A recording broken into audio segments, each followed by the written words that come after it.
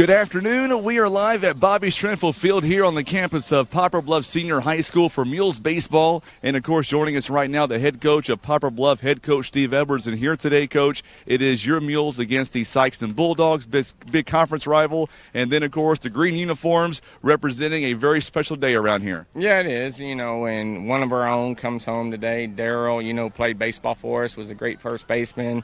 And he's serving our country and making us all proud. And that's what it's about, these young men going on and being successful in life and doing things like this. And we get to play ball because of the freedoms that they provide for us every day. So it's real exciting. I'll get back to you in just 1 second. This is U.S. Airman First Class, my good friend Daryl Vaughn II. And what's it like coming back to Poplar Bluff where you graduated, played baseball here? What's it like coming back home? It's just surreal. It's an amazing experience. I haven't been home in 10 months, and this is one of the places I want to be, is on a baseball field.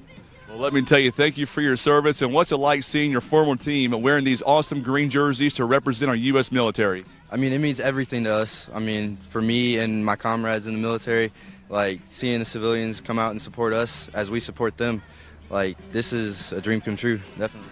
Coach, do you have a uniform for him to put him in the outfield? What do you say, for old time's sake? I would love to, but we might get in trouble for that one. Gotcha. So let's talk about the Sikeston Bulldogs here and what this game truly represents. You guys coming in 4-4 overall, 2-1 in the conference. When it's all said and done, today is a big game for you guys. Yeah, it is. We need this win for conference to stay at the top area where we're trying to go. And to win the conference, we need to win this game, obviously. We need to win all the conference games we can. We took the loss against Kennett, which, it was a well-fought game and stuff. The score didn't really represent the outcome. But now we have to focus on Sikeston Bulldogs and get after them and play every game, play every pitch, have a plan at the plate, do our thing, and just get hungry and go after it. For you guys, you've got Cannon Carr on the bump here today. What are you expecting out of him, and is there going to be a pitch count for Mr. Carr today? Well, I expect him to work early, get his strike zone down in the low in the zone, the fastball working, changeup going, and pitch count. We're going to watch him, but we're not going to max him out, but we're going to let him go a little bit today. And then looking at Sikeston, their defense, Dylan Thornborough is going to be on the bump here today. He's given up so far 19 runs, 16 earned. How critical will it be for you guys to get off to an early start offensively here this afternoon? Oh, real critical. And what we got to do is do our thing. We got to have our plan at the plate.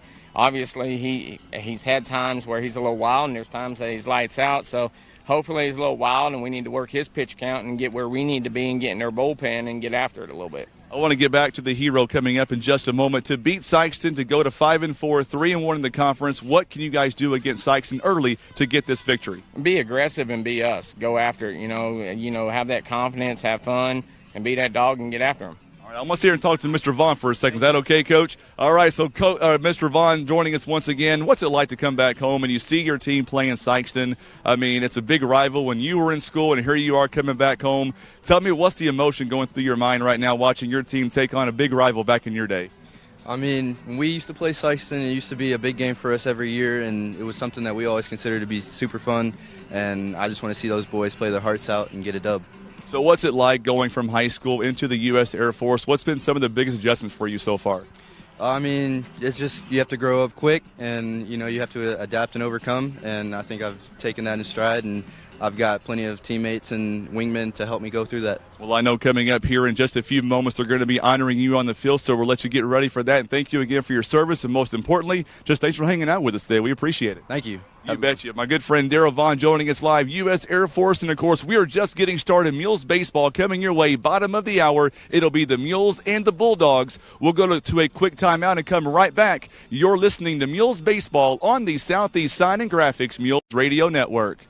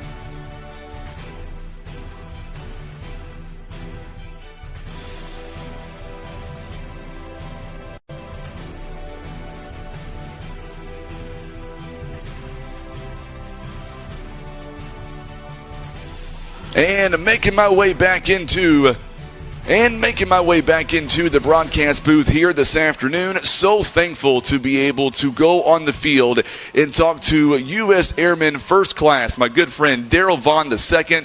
And, of course, he did a phenomenal job and just such a nice guy to be able to give us a little bit of his time and all he has done for not only Poplar Bluff baseball, but also our country as well. We are just so honored to be able to go down field side and bring that to you live. He is such a good guy. Now, coming up here in just a few moments, we're going to be bringing you our starting lineups. And, of course, we're going to have the opening pitch coming up at the bottom of the hour between Poplar Bluff and the Sikeston Bulldogs. The Mules coming in this season, they are looking for another win because this past Saturday, the Mules, they were able to go 1-1 over in West Plains. Mules got a big victory over Neosho 5-3. And then, of course, you look at everything else the Mules did on Saturday. They had a tough game against West Plains. It didn't go the way they wanted, but if you look at overall what the Mules were able to accomplish, they got down early, but what I like about that game against West Plains, even though the Mules struggled in the ball game, they never gave up. And that was a big thing, a big accomplishment for Coach Steve Edwards. He told me that, of course, he wanted the victory, but, of course, you look at some of the other things, it doesn't matter as far as wins go. They just wanted to have a good performance, and he felt like on Saturday they did just that. And, of course, you notice how they are wearing their green jerseys today, and, of course, that is to honor our U.S. military, and today we have a very special one right here with us, and, of course, we're going to be honoring him in just a moment. We're talking about Daryl Vaughn II, U.S. Airman First Class, and, of course, we had him on the air live a few moments ago, and we're so happy that we were able to do that. And, of course, coming up here in just a moment, we're going to have the opening lineups here between Poplar Bluff and the Sikeston Bulldogs. You look at the Mules offensively coming up here in this ball game, really no difference from any other lineup. The only thing that really jumps out to me is in the 8 spot, Noah Spain is going to be batting today. And then, of course, in the 7 spot, Trip Belknap, he's also going to be playing left field. He'll get the start here on offense and defense. And then Axton Eisenbeis, he'll get the start over at third base. And, of course, our DH will be Ty Rommel. Coming up, we will get you to our official lineups. And, of course, we're also going to get you to our umpires as soon as we see them. I do see Pat Sarda. He is the home plate umpire, and we'll get you to the other field umpire coming up in just a few moments. We're about 5 minutes away now from the opening ceremonies here in Poplar Bluff, and, of course, the Mules are going to be recognizing our good friend Daryl Vaughn II. I see him going to the field. With that being said, we're going to go down field side for this very special presentation. Today, the Poplar Bluff Mules will be taking on the Sikeston Bulldogs. Today, the Mules will be wearing a military appreciation uniform. For all those that have served, currently serving, or served in the military, thank you for the freedoms that we are blessed to have every day. Today, in the crowd, we have a former Poplar Bluff student athlete. Daryl Vaughn II is a former Mules baseball player. Daryl is an outstanding first baseman, was part of the foundation that has helped build the culture that we have here at the Poplar Bluff Mules baseball program. Today, Daryl is currently serving in the United States Air Force. Daryl has made all of us proud, and we are honored to have you back at home at the ball field. Thank you, Daryl, for believing in our country, and thank you for your service.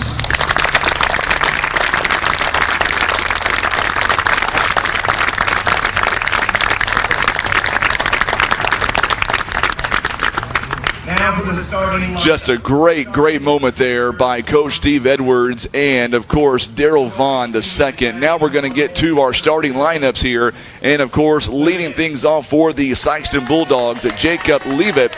Also batting second is number 8, Dylan Thornborough. Batting third is number 12, Trace Sullivan. Batting cleanup, Noah Pruitt. Batting fifth is Camden Copeland. Batting sixth is Theron Russell. Batting seventh is Luke Gadberry. And batting eighth is Bryce Gordon. Batting ninth is Heath Poindexter. And not batting but going to play the field today, it is number 2, Lucas King. He'll be over at second base. as soon as they get ready for the Mules starting lineups. We'll go down field side yet again, back to our PA address announcer, and we will see coming up here in just a few moments. So coming up here, it'll be the Mules starting lineups, and then we're going to have our national anthem. Don't forget, because you're watching us on Facebook and on YouTube, you won't be able to hear the national anthem on the radio side. You'll be able to hear it, but won't be able to hear it here on Facebook and on YouTube. Starting lineups here being introduced here for the Mules. We'll get you to those lineups coming up as soon as we get ready for the national anthem. And it appears that we might be going on a little bit earlier than anticipated. So looks like they're going to be moving up our first pitch just a little bit.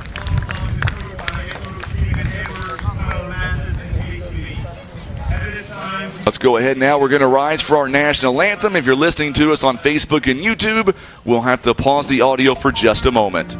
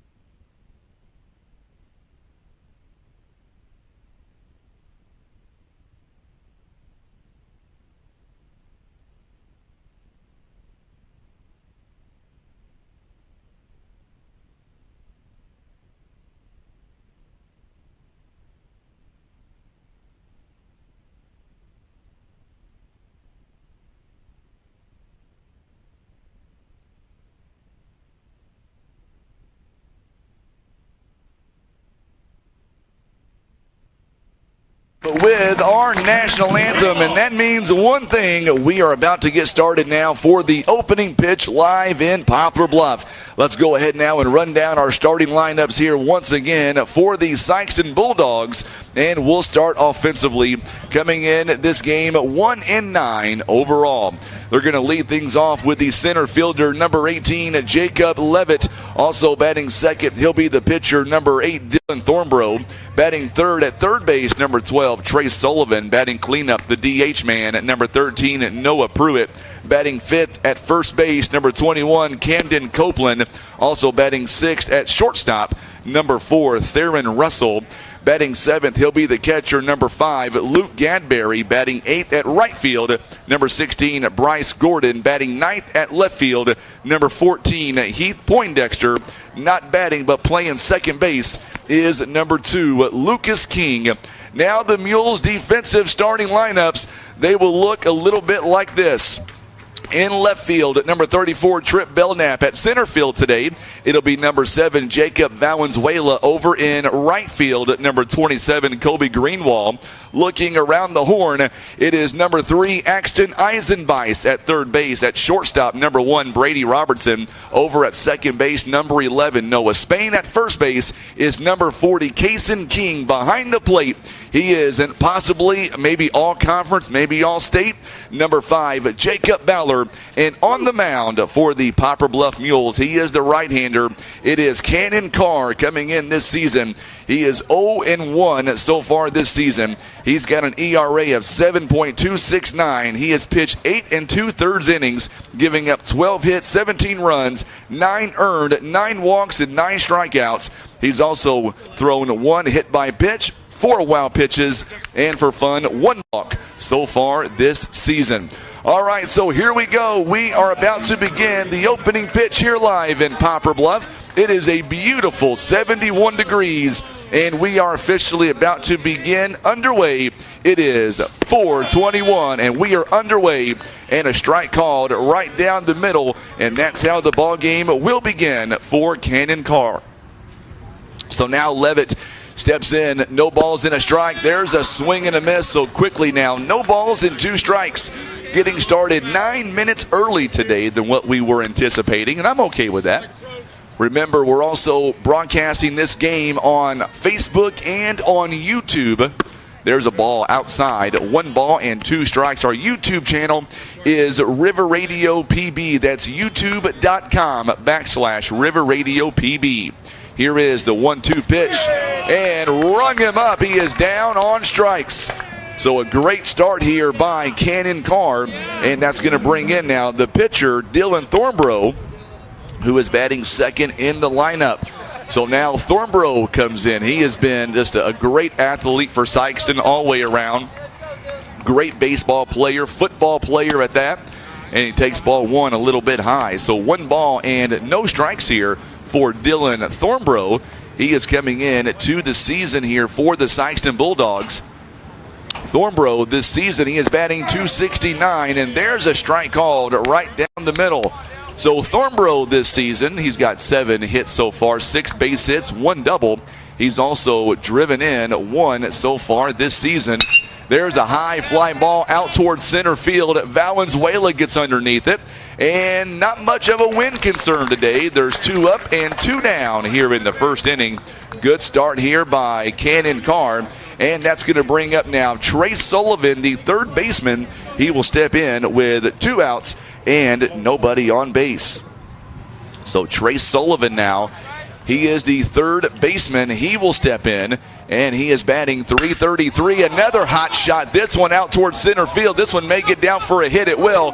It'll be an extra base hit, at least a double, and that's where Sullivan is going to hold up. So a 2-out double as Sullivan is going to reach second base with 2 down here in the inning. So Noah Pruitt now is going to come up. The DH man, he'll bat cleanup. And looking at Noah Pruitt so far this season, he is batting .400 this year. He's got 1 extra base hit, a double. He's also got 8 RBIs so far this season. He's got a runner in scoring position standing on second base with 2 down. Man, Sullivan took that one for a hot shot way out there near center field wall at .400 in dead away center. Strike 1 called on the outside part of the plate. By the way, the home plate umpire, Pat Sarda, in the field is Eric Lambert. He is in the field here today for this contest. Cannon Carr now looks back at the runner at second, and here's the 0-1 pitch on the way by Cannon Carr. This one up high inside for ball 1. It's 1 ball and 1 strike here. Glad to have you alongside, whether you're listening on the radio today or you're watching us on Facebook or YouTube. It is a beautiful afternoon for high school baseball in Poplar Bluff. This one is a rocket shot down the first base line. It'll go foul. 1 ball, 2 strikes now. Mules are wearing their green jerseys here to honor the U.S. military with their white pants. Sikeston wearing their black and red jerseys with the red numbering and the white pants. Of course, the Mules being coached by Steve Edwards, assisted by Casey Beese and Tyler Mathis. Outside for ball 2. Count is even now with 2 balls and 2 strikes. You heard Coach Edwards earlier in the broadcast tell us that basically there is going to be no pitch count coming up for Cannon Carr. They're going to evaluate him as the game goes on, and he pretty much has the open green light. Outside for ball 3. 3 balls and 2 strikes now. So now after Cannon Carr got the first 2 batters out, gave up a double, and now it's a full count to Noah Pruitt. On deck is Camden Copeland. He is the first baseman for the Bulldogs. Here's the payoff pitch on the way. This one fouled away to the screen, and we'll do it again. So 3 balls and 2 strikes here. Noah Pruitt making this a battle, making Cannon Carr work for it. No doubt about it. So Sikeston trying to get one in here with runners in scoring position. And this one's going to get back. It's going to be a ball to the screen, and runners will advance to third. So it's going to be first and third base here following the wild pitch. So now a 2-out walk here is going to bring up another batter, and that's going to be Camden Copeland. Copeland here coming in this season. He is batting .375 here on the young season. 2 RBIs so far. He's got a runner on third base. And this one is downstairs for ball one. It's 1 ball and no strikes. And so far, Pruitt does not want to give Jacob Ballard the green light to throw down to second base. He is hard to steal on. Even though you've got a runner on first and third, you've got 2 outs here in the inning. 1 ball and no strikes to Copeland. This is a ground ball. This one out toward third base. Eisenbeis makes the throw. It's not going to be in time. It's going to be an E5. 1 run's going to come in on the underthrow by Eisenbeis. So 1 run will come across. It was a very low throw, and we'll see how they officially score it. I couldn't imagine it being anything other than an E5. We'll wait and see the official score. It's going to be an E5. I thought it would be. So Sikeston now leading it 1-0, and there's a strike called. Or are they going to say that was a ball? They're going to say it was a ball. Looked pretty good to me, but they're going to call that a ball instead. We talked about errors being an issue for the Mules, and that one was an issue. There's a swing and a miss by Theron Russell. Russell coming in to this ball game. He is batting only 182 so far. He is the 6th man to bat here in the inning. Cannon Carr got the first 2 batters, and then it's been trouble since. 87 miles an hour right down the middle for a fastball. 1 ball, 2 strikes. Boy, that had a punch on it. 87, and now Cannon Carr is 1 batter away from possibly getting out of this inning with only 1 run coming in. Just misses outside for ball 2. Count is even now at 2 balls and 2 strikes. Russell, by the way, so far an RBI this year. He's also scored 2 runs. Struck out 7 times so far this year. Here is the 2-2 pitch on the way by Cannon Carr, down by a run. This one is fouled away. It's going to get to the third base dugout, and we'll do it again. So already 22 pitches thrown by Cannon Carr in the first inning. Usually we have what's a 60-pitch limit usually, but today Coach Steve Edwards says not going to be the case. Here is the 2-2 pitch on the way. Got him, rung him up on the outside part of the plate. 1 run, 1 hit, 2 stranded. It'll be Robertson coming up, Greenwall, and Ballard when we come back. You're listening to Mules Baseball on the Southeast Sign and Graphics Mules Radio Network. Want a career and not just another job? It's waiting for you at Briggs & Stratton. Great pay, great benefits, and continuing education. Everything you and your family deserve. Go to careers.basco.com and look at Poplar Bluff job openings.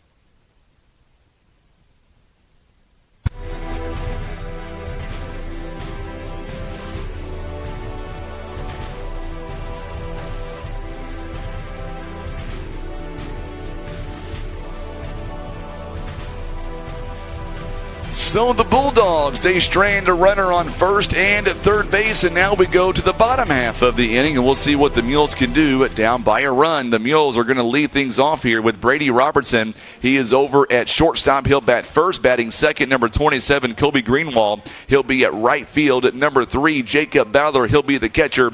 Batting cleanup at first base, number 40, Kaysen King. Batting fifth, the pitcher, number 12, Cannon Carr. Batting sixth, the DH man, number 25, Ty Rommel. Batting seventh at left field at number 34, Trip Belknap. Batting eighth at second base is number 11, Noah Spain. And batting ninth at center field at number 8, Jacob Valenzuela. And not batting, playing third base is Axton Eisenbeis and wearing number 3. And looking ahead now to the defense here by the Sikeston Bulldogs. Over in left field is number 14, Heath Poindexter. At center field at number 18, Jacob Levitt. Over in right field is number 16, that's Bryce Gordon. In the infield at third base is number 12, Trace Sullivan. Shortstop is at number 4, and that's Theron Russell. Over at second base, it is number 2, Lucas King. And there's a strike called right down the middle to Robertson. Over at first base, it is number 21, Camden Copeland. Behind the plate here for the Sikeston Bulldogs as we see a rip there by Robertson out to center field. And it'll be 2 pitches and 1 out here in the inning by Robertson as he cannot get on base. Behind the plate here is number 5, Luke Gadberry on the mound for the Sikeston Bulldogs, it is Dylan Thornborough. Thornborough is 0-3 this season so far, making his 4th start here today. There's a rocket shot by Greenwall, and this one may get down in foul territory. It will. It'll be a long foul ball there by Thornborough. Also, or I should say by Greenwall, rather. Thornborough has pitched 9 innings so far, 12 hits, 19 runs, 16 have been earned. He's also walked 14 and struck out 13. Once again, Thornborough today is making his 4th start here of the season. 1 down here in the inning. Also, it's an 0-1 count here to Greenwall. And this one misses just inside for ball 1. It's 1 ball and 1 strike here for the Mules. For the right fielder coming in here today, he plays all over the place, a true utility man. This one gets back to the backstop. It'll be 2 balls and a strike. Greenwall batting .409 so far this season. He's got 9 base hits, 3 RBIs. He has also scored 9 runs. He does a great job when he gets on base. He's trying to get on now with 1 out. This one fouled away to the screen, and now it is 1 ball. I'll make that 2 balls and 2 strikes. If you're just joining us, it is the Mules. It is the Sikeston Bulldogs. It is 1-0 Sikeston right now in the bottom half of inning number 1. We're live in Poplar Bluff. Outside for ball 3. Count is full. 3 balls and 2 strikes now. Greenwall so far this year has only walked 3 other times. And he's just trying at this point to get a 1-out walk with Jacob Bowler on deck and then Kaysen King. 82 miles an hour ticking for ball 4. So the Mules get on base as Greenwall will draw a 1-out walk.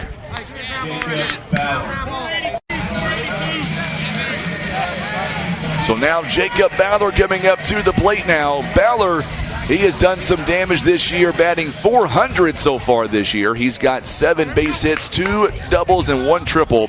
10 RBIs, a team high with 10 RBIs, and this one is taken outside for ball 1. Our broadcast here today being brought to you by First Midwest Bank, also being brought to you by Kevin's Auto Repair, PB Realty Legacy Farm and Land Specialists, Whitworth Gift Chest Jewelers, and the Ozark Federal Credit Union. There's ball 2 up high. It is quickly now 2 balls and no strikes here to the Mules catcher and Jacob Bowler. On deck, it is Kaysen King, and King also, he can do some damage. This one is fouled away to the screen. 2 balls and a strike now. Bowler so far this season, team high with 10 RBIs. Him and Cannon Carr each have 10 RBIs. A team high for this Mules ball team. Here is the 2-1 pitch. There's a fly ball out of play down the first base line. Now the count is even, 2 balls and 2 strikes. Even though we haven't seen him go deep at this point in the season, Jacob Bowler, he's got some power, and with a little bit of wind, and it's going straight out to left field here today, a little bit of wind can possibly carry a long way. If he gets a hold of one, he can very well easily take the lead with a runner on first base. 2 balls and 2 strikes here. As Greenwall gets away from first base, he is back in time, head first slide. He is safe, 2 balls and 2 strikes. Don't forget, we're also streaming this game courtesy of Facebook and on our YouTube channel. There's a fly ball. This one out of play behind us. Still 2 balls and 2 strikes. Got an Aerovac helicopter going over side here, the field. Rita Eisenbeis is tuning in today with us on Facebook. Glad to have you alongside, Miss Rita. 2-2 the count to Jacob Bowler outside. And once again, we are full again at 3 balls and 2 strikes. So the count is full, 3 balls and 2 strikes. Mules looking for their first hit of the ball game. We'll see what happens here on the payoff. There's a fly ball. This one is getting up there. Get out of here, baby. Get out. I told you. It is gone. Jacob Bowler, a 2-run shot.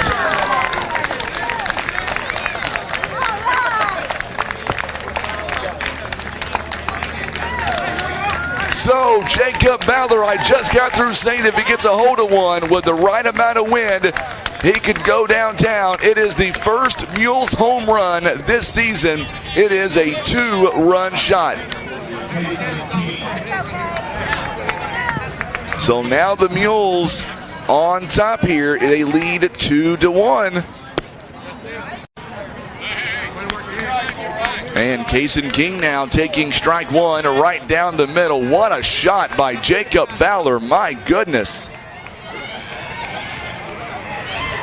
It's 330 down the line in left field, 330 down the line in right. There's a pop fly. This one got underneath it. It's going to stay in the infield. Two Sikeston players going at it. King is going to call off the shortstop, and there are 2 down here in the inning. So that one is going to go F4 on a very long out. And now the Mules pitcher coming up here, Cannon Carr, is going to come to the plate. That is the first home run in over 2 seasons for Poplar Bluff. We don't hit many home runs. Ballard got a hold of that one, though, no doubt about it. Here's another guy, Cannon Carr.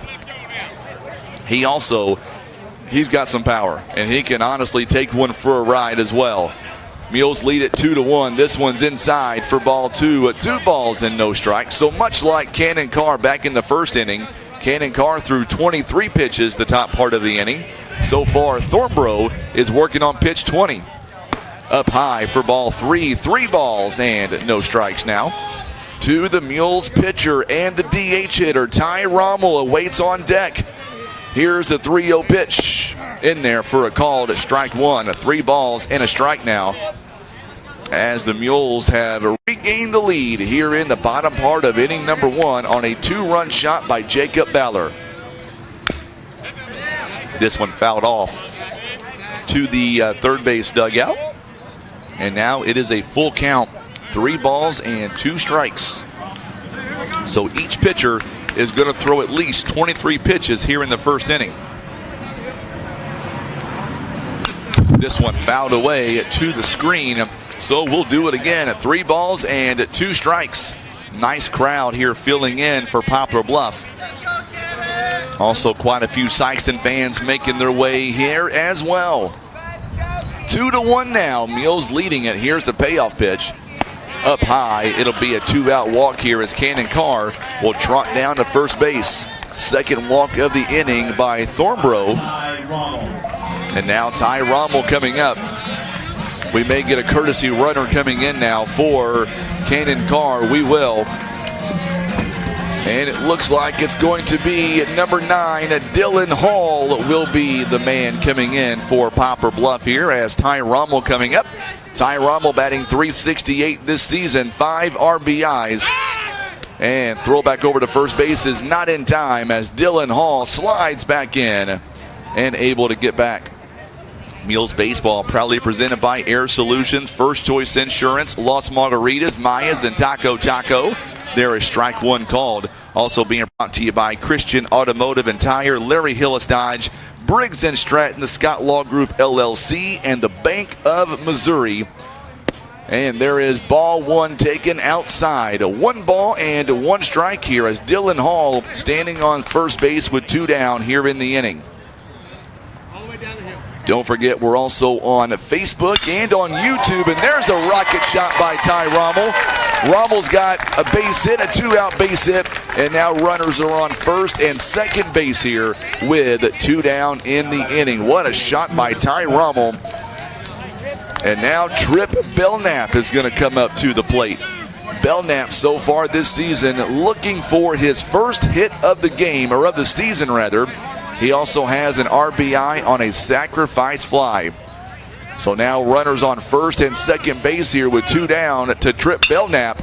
He takes that one for a ride down the first base line, and it's going to go way out of play. So no balls and 1 strike here as the Mules have a lead and runners in scoring position now. Rommel standing on first base, and Noah Spain, or Dylan Hall, there's a base hit. Get down, baby, get down. 1 run's going to come in. Ty Rommel's going to wind up on third base. So a 2-out hit, and just like that, the Mules will now go up by 2 runs rather. It is now a 3-1 lead. Now batting number So Noah Spain now coming up to the plate. And the Mules, just like that now, have a 3-1 lead. The Bats are coming alive here in the inning.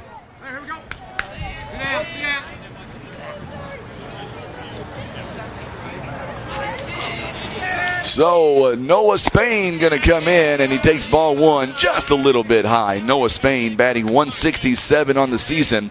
He's got 3 RBIs. Looking at runners in scoring position, he is batting 286. And there is ball 2 taken outside. 2 balls and no strikes here. On deck is Jacob Valenzuela. You don't want to give him an opportunity. This one is taken for a called strike 1. Want to give a big shout out to my good friend. He is our HR manager all the way in Cape Girardeau. Bruce Beggs does so much for us with the company. Always keeping us in line. Hey, Bruce, glad to see you alongside today. Go Mules and go Bulldogs, right, Bruce? 3 balls and a strike. As the Mules' second baseman, Noah Spain, digs in. This one fouled away to the screen. It's 3 balls and 2 strikes now. Our good friend Roger Faith is tuning in. He says, let's go Mules. He is tuning in from Crystal City, Missouri. How's the weather up in Crystal City, Missouri? It is 71 down here in southeast Missouri. Just misses. Bases are loaded.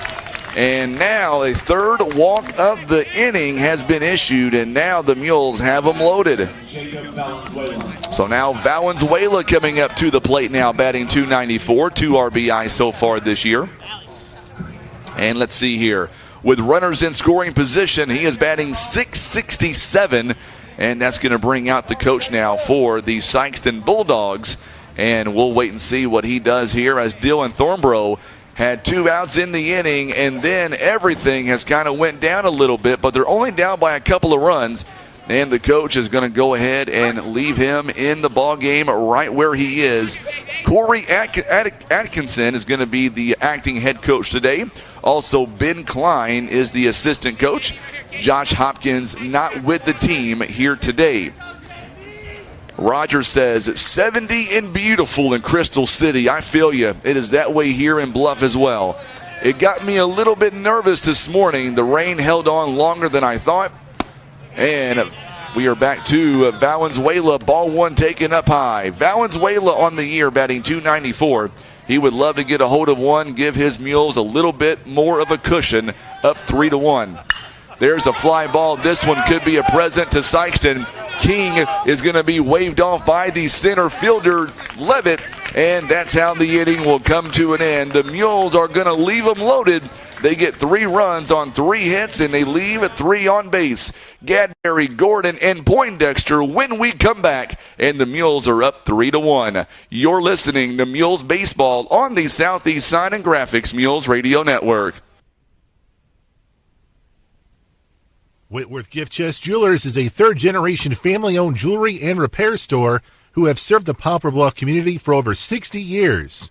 Our family has always worked hard to provide the finest jewelry creations and service imaginable. Las Margaritas and Mayas, serving up the best authentic Mexican food since 1997. The Esquivel family, always proud to support our Poplar Bluff Mules.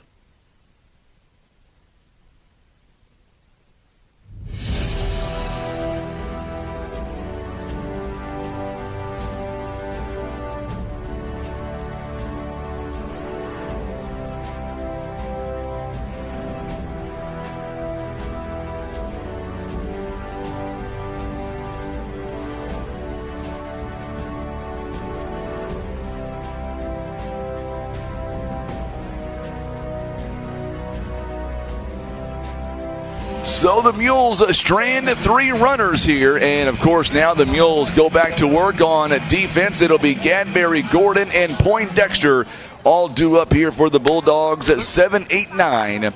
And of course Cannon Carr threw 23 pitches back in the first inning, and Dylan Thornborough, he threw 37 pitches for the Sikeston Bulldogs. However, they were able to get out of a big jam with the bases loaded with 2 down. So now Cannon Carr comes set, and we'll see what he can do here in the top part of inning number 2. There's a ground ball, hit sharply. It goes right underneath Kason King, and it'll be a leadoff base hit. King could not get a play on it. That was a good shot by Luke Gadberry. And we're going to get a courtesy runner coming in, I believe, for the Sikeston Bulldogs.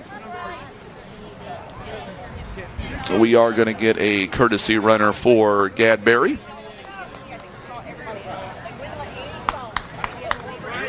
And it's going to be Palmer sitting in there. Number 22 is going to come in for the Sikeston Bulldogs. And first pitch is taken for a ball to Bryce Gordon, the right fielder, who steps in with nobody out here in the inning and a runner on first base. So Evan Palmer now is the courtesy runner for the Sikeston Bulldogs, standing on first base now following the leadoff base hit by Gadberry. This one's taken for a called strike one right down the middle. So it is 1 ball and 1 strike here to Bryce Gordon. And Gordon coming in on the season. We'll get you some of his numbers here in just a moment. Eric Wallace is tuning in all the way from Kenmore, Washington. Glad to have you alongside, Eric. How's everything out near Seattle, my good friend? Most importantly, how's the weather out there? 71 here in Poplar Bluff. Beat that, Eric. If you tell me it's 80, I'm going to cut you off. I'll be jealous. Cannon Carr comes set at the belt. Here is the 1-1 pitch on the way outside for ball 2. It's 2 balls and a strike now. Eric Gordon batting this season 171 so far this year. He's got 1 base hit to his credit, 2 RBIs so far on the year. He's got a runner on first base with nobody out. Carr now a long look back at first base. And here's the pitch. Just misses outside for ball 3. 3 balls and a strike now.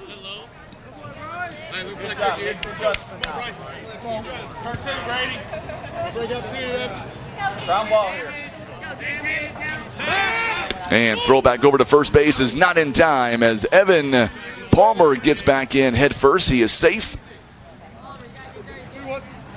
Glad to have Morgan McIntosh joining us here this afternoon. Boy, she is doing a great job with downtown Poplar Bluff, if I may say so. Great job, Morgan. Love to see downtown. High fly ball. This one out to left field. What a scoop by Belknap and the out. What a slide by Trip Belknap to come up with that ball. 1 down in the inning. Not a routine fly ball by any stretch of the imagination. And there's 1 down in the inning. It goes F7 on the out. So now Heath Poindexter is going to come up to the plate now with 1 down and 1 on here in the inning. So Poindexter now steps in with 1 on and flies this one out of play for a quick strike 1. No balls and a strike here to Heath Poindexter. He is batting here on the season at .350. He's got so far this season, he's got 5 base hits, 1 double, 1 triple. He's also got 6 RBIs for the Bulldogs. Throw back over to first base is not in time. The ball may have hit the runner, actually. It may have hit Palmer on the way in.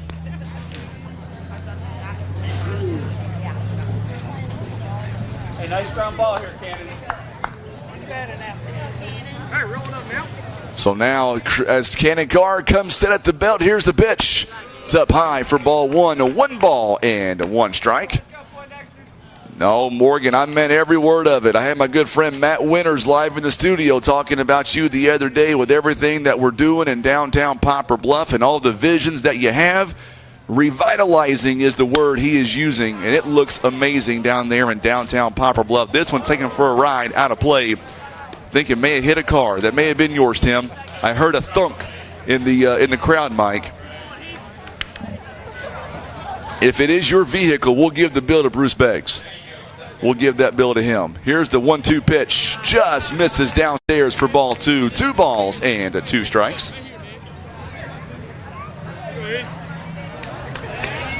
So the Bulldogs here down 3-1. We're in the top part of inning number 2. Sikeston trying to tie the ball game here. This one's going to get away from Ballard just a moment. Great job by Ballard, able to block it, keep it in front of him, and keep that runner on first base. 3 balls and 2 strikes now. to Heath Poindexter. Coming up, we're back to the top of the lineup with Jacob Levitt, who will come up to bat. Struck out looking back in the first. So Cannon Carr now, long look back at first base, and here's the payoff pitch on the way. This one fouled away again, out of play, so we'll do it again. 3 balls and 2 strikes. I know Grandma Jackie is tuning in here this afternoon, all the way on W Highway. Big fan of Poplar Bluff. Boy, she would love to see these military-style uniforms.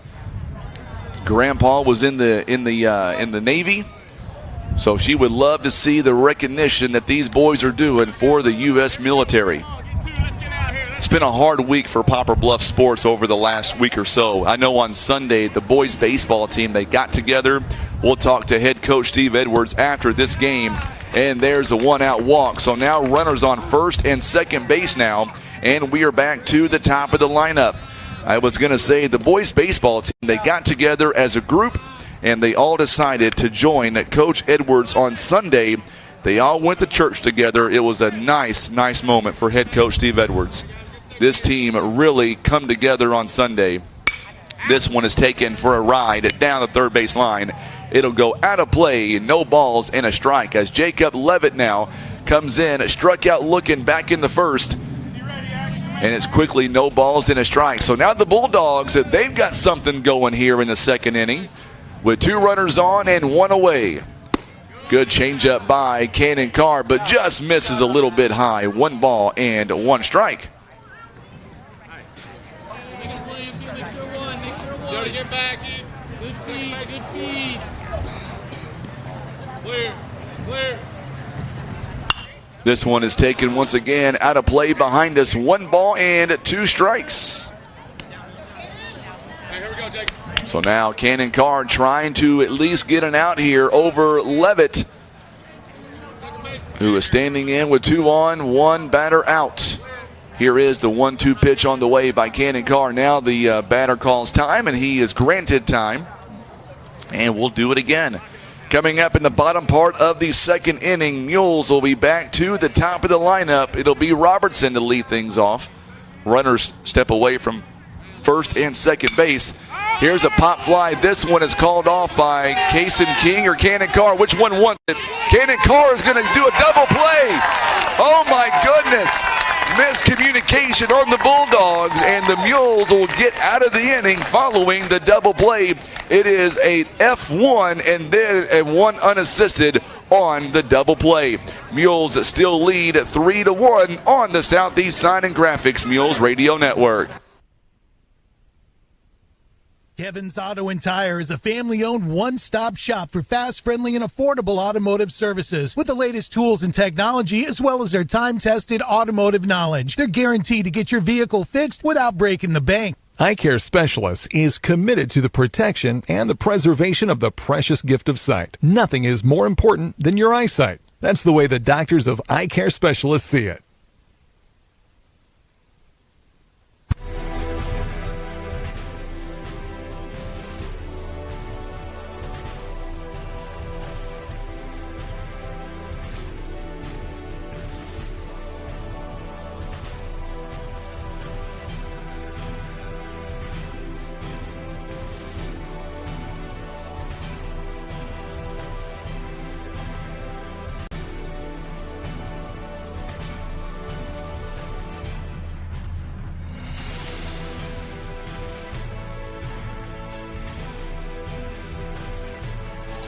So we are back here as we get ready for the bottom part of the second inning, and what a defensive stop there by Cannon Carr. Pop fly, and it was really anybody's ball between Kason King and Cannon Carr. Sikeston, they thought that neither one was going to be able to catch it, and they were going to hurry up and try to get to the next base. Cannon Carr come up with a Houdini kind of catch and then applied the tag right off the bat. And that's how the inning come to an end. So now Robertson going to come back up to the plate now for the Poplar Bluff Mules. It'll be 1, 2, and 3 all due up here in this inning. And the Mules now, Robertson flew out to center field back in the first. We'll see what he can do here in inning number 2. Mules up here by a score of 3-1. Good bunt there by Robertson, and got a little bit of it. No balls and a strike now, as Dylan Thornborough threw 37 pitches back in that first inning. He is hoping to have a better outing here in the second inning. Outside for ball one. It's 1 ball and 1 strike here. Just a great afternoon for high school baseball. We started at 71 degrees, not dropping at all right now. Still 71 degrees, a south wind at 11 miles an hour. Boy, for high school baseball, it doesn't get much better than that. 1 ball and 1 strike. This one is going to get the opposite field. It's going to go into left field for a leadoff base hit. And now the Mules have a runner on with nobody out. So now Greenwall, who walked back in the first inning, also came around to score. So you look at the numbers here by Cannon Carr, and he is very quick out there. 3 stolen bases on the year, been caught 1 time. His rate is 75%, and Kobe Greenwall now stepping in, batting .409. Oh, got him at first base. They picked him off. 1 down here in the inning, and Robertson a little bit too much off of first base and gets picked off. Good throw by the pitcher, Thornborough. And there is the first out of the inning, and it kind of changes the complexion of the game, or this inning, all the way around. So Robertson picked off at first base, and now it's no balls and a strike. Make it no balls and 2 strikes now, 2 straight strikes. So now quickly Greenwall with one out here in the inning. Here's the 0-2 pitch. Outside for ball 1. We owe you a legal ID. We're going to take it following this at bat here by Kobe Greenwall. It's 1 ball and 2 strikes here to the Mules right fielder. And there's a swing and a miss. He's going to hustle down to first base, and they'll get him out of step. And there are 2 down in the inning. Let's pause 10 seconds now for station identification on the Southeast Sign and Graphics Mules Radio Network.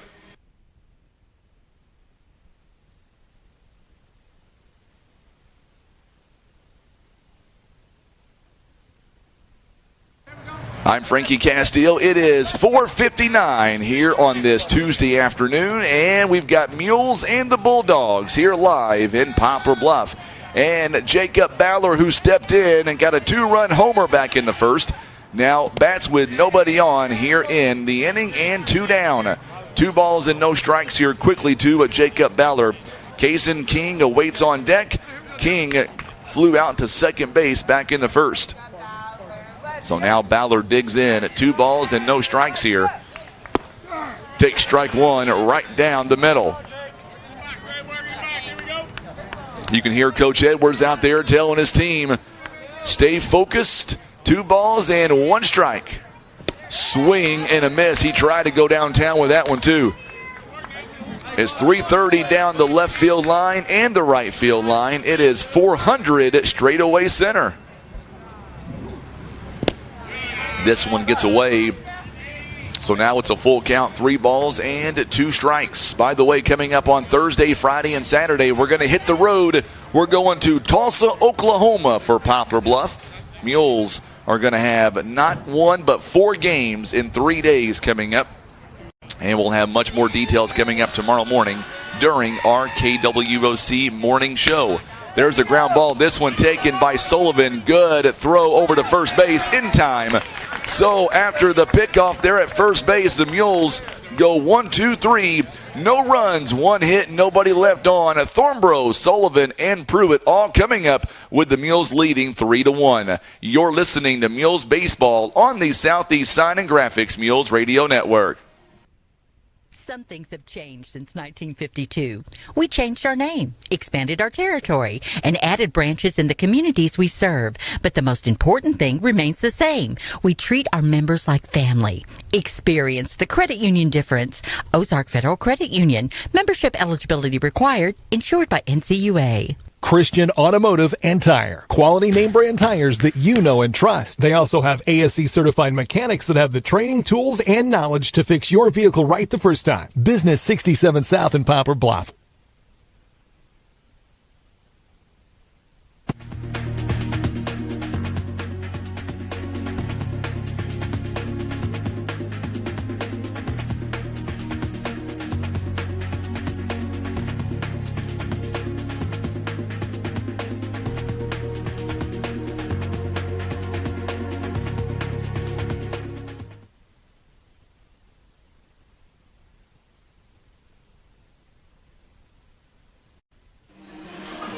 Mules Baseball proudly presented by the Bank of Missouri, Scott Law Group, LLC. Also being brought to you by Briggs & Stratton, Larry Hillis Dodge. Also being brought to you by Eye Care Specialist, Christian Automotive and Tire, Los Margaritas, Mayas, and Taco, First Choice Insurance, and being brought to you by Air Solutions, all proud supporters of the Poplar Bluff Mules.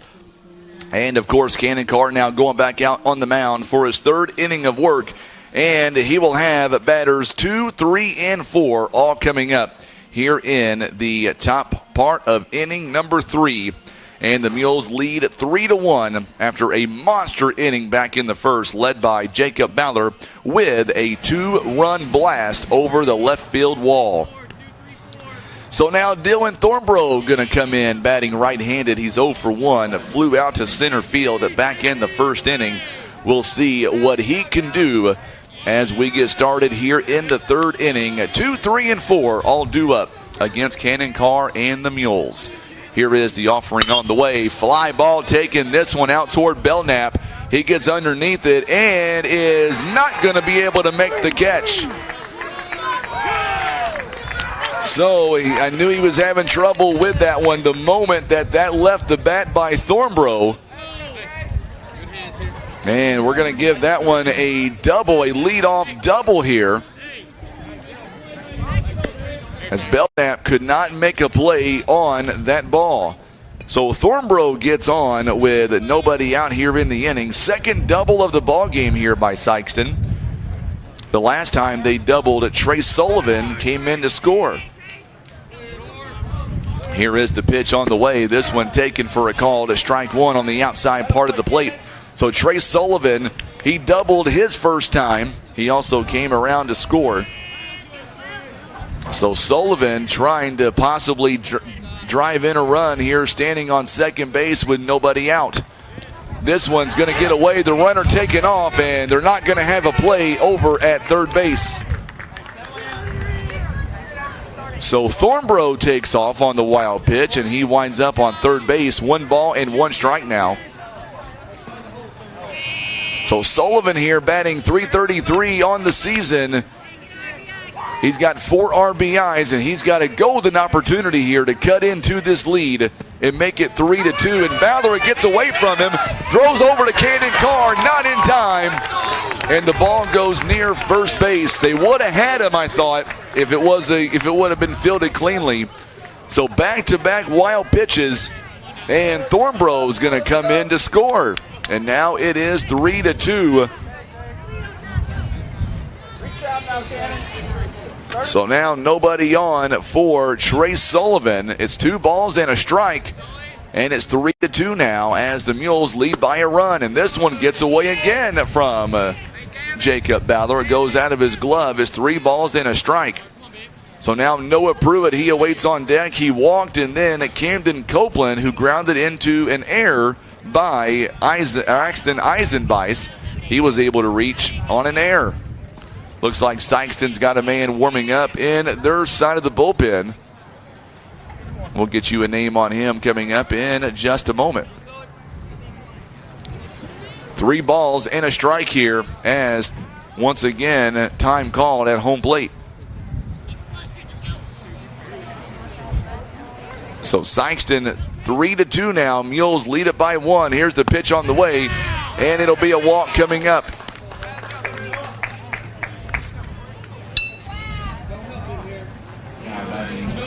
So now nobody out here in the inning, and Sullivan walks here in the third inning, and now Noah Pruitt comes in. He walked his first time. So now Pruitt comes in, and this one is taken upstairs for ball one. It's 1 ball and no strikes.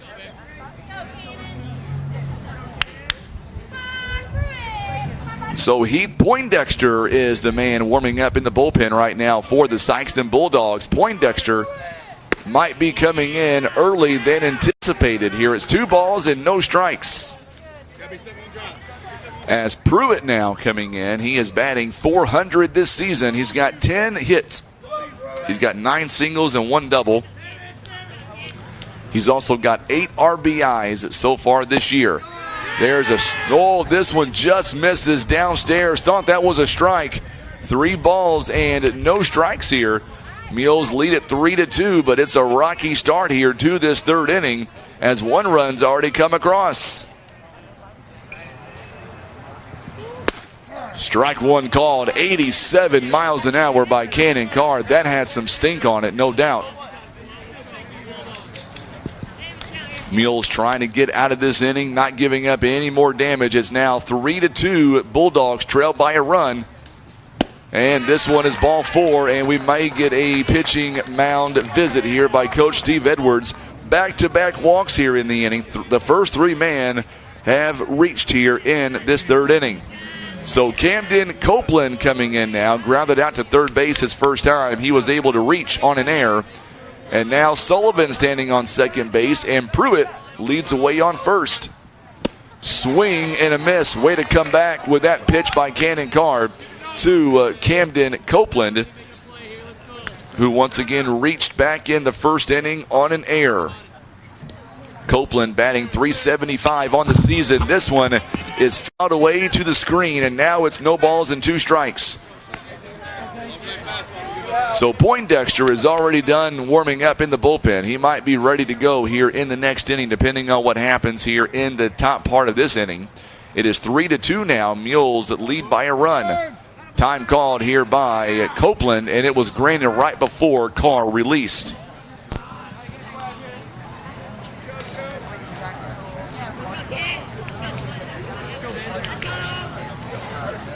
And this one's going to get away from Jacob Baller. Runners now on 2nd and 3rd base, and we're going to get a bullpen visit here by Coach Steve Edwards. We'll keep it right here, as I believe Cannon Carr is going to wind up and stay in the ball game. So that is going to be considered another wild pitch, and both Pruitt and Sullivan is going to wind up advancing to 2nd and 3rd base. There's nobody out here in the inning. And now Sikeston with not 1 but 2 in scoring position, and they are down by a score of 3-2. So now the home plate umpire is going to walk out here and tell the boys here to clean it up, and we're going to get back here to live action in just a moment. So Coach Edwards now going to go back to the dugout, and we'll see what this mound visit has done to Cannon Carr. It is 3-2. Mules lead by a run. We are in the top part of inning number 3. Mules are 4-4 on the year, but they are 2-1 in the conference, trying to get their 3rd win this season here in the conference. So Copeland takes ball 2 inside. 2 balls and 2 strikes here. Awaiting on deck is Theron Russell, who struck out looking back in the 1st inning. There's a fly ball. This one's going to get out of play down at the 1st base line. We'll do it again.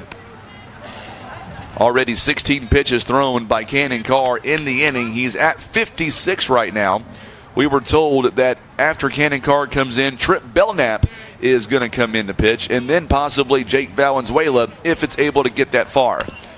He foul-tipped it, and it's going to go to the screen, so we'll do it again. I thought Ballard may have had it.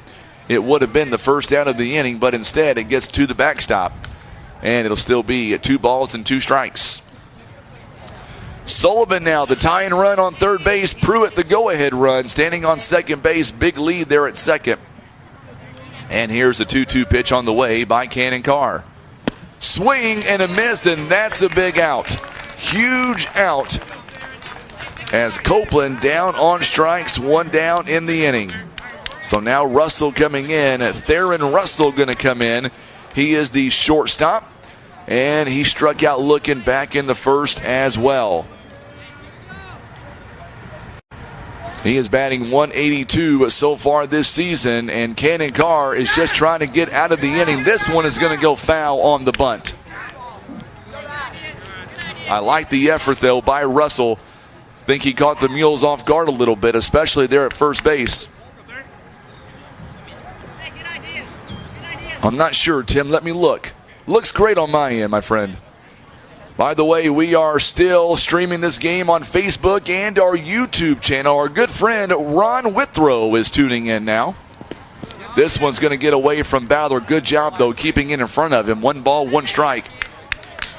Ron, you got to call me in the morning, my friend. Tell me all about your long day. I want to hear about it. Just don't call me on Thursday because I won't be in the studio. I'll be on the way to Oklahoma to cover Poplar Bluff baseball. Here is the 1-1 offering on the way. It's ball 2 with 2 balls and a strike now. Cannon Carr trying to get out of this inning. It's still 3-2 the score. Mules trying to hang on here with the lead. Here is the 2-1 pitch on the way. Just misses inside. 3 balls and a strike now. That one looked to be getting just enough of the plate, but not yet. If you're watching us on social media, make sure and share this video feed for us on social media. We would greatly appreciate it. There's a swing and a miss, 86 miles an hour. Now it's a payoff pitch coming up with runners on second and third base with 1 down in the inning. On deck is Luke Gadberry, who got a base hit back in the second. Here is the 3-2 pitch on the way, and got him, rung him up, and there's a big second out of the inning. So back-to-back strikeouts here by Cannon Carr, and now Luke Gadberry comes in. Now there's 2 down in the inning, and a lot more opens up now for Cannon Carr. Bryce Gordon awaits on deck, still 3-2 now. Mules lead by a run. This is a ground ball. This one is going to be hard. Robertson picks him up, and he gets, no, they're going to say he's safe. He bobbled it just a little bit of hesitation there, and we are tied at 3.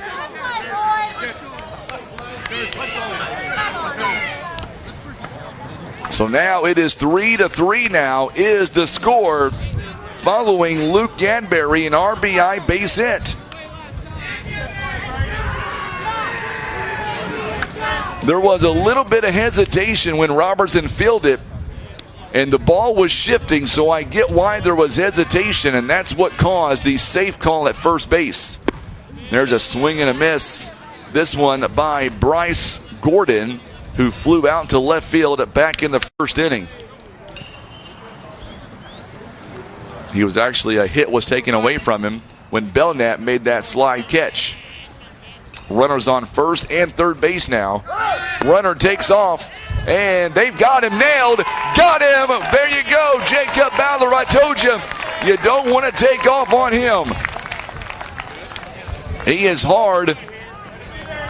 So just like that, we have a tie ball game, though. So when we come back, it'll be Mules at the dish. Mules come to bat now. Tie ball game for the Mules. It'll be Kaysen King, Cannon Carr, and Ty Rommel. You're listening to Mules Baseball on the Southeast Side and Graphics Mules Radio Network.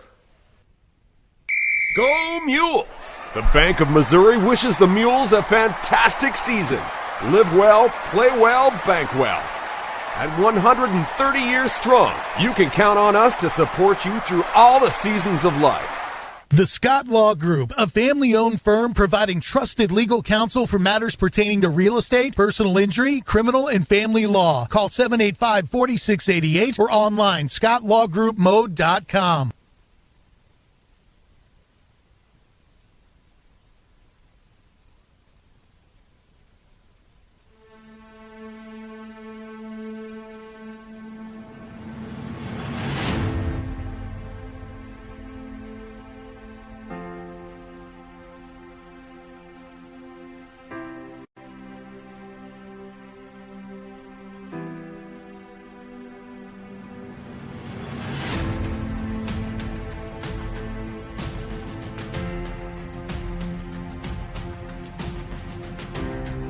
So a bang-bang play there by Jacob Baller at home plate. Throws it all the way down to second base and gets the out. And now we go to the bottom part of the inning. King, Carr, and Rommel are all going to be due up here in the bottom part of inning number 3. Mules baseball proudly presented by First Midwest Bank, also being brought to you by PB Realty, Legacy Farm and Land Specialist, and Kevin's Auto Repair. And Kaysen King takes ball 1 a little bit low. Also Mules baseball presented by the Ozark Federal Credit Union, Whitworth Gift Chest Jewelers, our good friends over at Air Solutions, and First Choice Insurance. It is now 2 balls and no strikes here in the bottom part of the 3rd inning. Roger Faith loving that throw by Jacob Baller, and it takes ball 3 up a little bit high. Kaysen King now batting .417 on the season.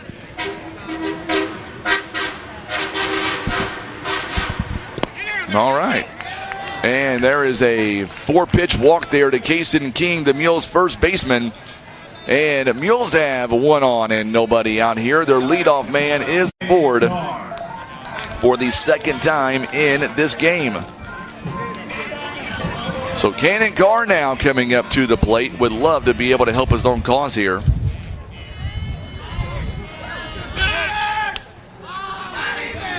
Not in time to get Kaysen King. Throw was not in time, and King stands on first base. A good lead there at first base now. Wind really not much of a concern right now in Poplar Bluff. Now the rest of the week it's going to be kind of windy. It's going to be cooler also. Today going to wind up and be the warmest day of the week in southeast Missouri. By Friday we're talking highs in the upper 40s. Just missed upstairs for ball 1. 1 ball and no strikes now to Cannon Carr. Dylan Thornborough back on the helm now, back at the mound for Sikeston. This is his 3rd inning. He's already pitched 55 pitches so far. Strike called on the inside part of the plate now. 1 ball and 1 strike. Mules and the Sikeston Bulldogs all knotted up at 3 apiece. Sikeston come away with a run in the top part of the 1st inning. Then the Mules came away with 3 runs in that make that bottom part of the inning. Neither team scored in the 2nd. And Sikeston scoring 2 runs in the top part of this inning. There's a fly ball. This one out toward right field. Gordon is going to get underneath it, and he will make the catch. There's 1 down here in the inning. Long fly ball by Cannon Carr, and it didn't have enough juice to get out. 1 down here in the inning, and now Ty Rommel coming up to the plate. So that one goes F9 on the out. 1 down here in the inning. Ty Rommel got a base hit to left field his first time up. We'll see what he can do. He was also stranded at 3rd base. Remember the Mules that left him loaded back in the 1st inning. Strike 1 call to Ty Rommel. Ty Rommel this season, he is batting .368. And strike 2 called. So no balls and 2 strikes now. And Ty Rommel digs in. This one is going to get away just a little bit from the catcher, Gadberry. Good job by him. He's able to scoop it up, no big deal. 1 down in the inning. It's 1 ball, 2 strikes now. We are live in Poplar Bluff here. The Mules takes on the Bulldogs. Just a great weather afternoon to have high school baseball. There's a swing and a miss by Ty Rommel. Rommel is a double play, as that was a swing and a miss, and Kaysen King took off. So we're going to go to the top part of inning number 4, and we are still knotted up at 3 runs apiece. You're listening to Mules Baseball on the Southeast Sign and Graphics Mules Radio Network. Breathe easier and extend the life of your HVAC system, plus fewer repair bills with Air Solutions Comprehensive Maintenance Plan. You'll save money and get the peace of mind that only comes from calling Air Solutions. 785-1500. First Choice Insurance. Let their family protect your family. They provide insurance for home, auto, life, health, farm, and recreational vehicles. Call today for a free quote. 573-686-2870. First Choice Insurance. Our family protecting your family.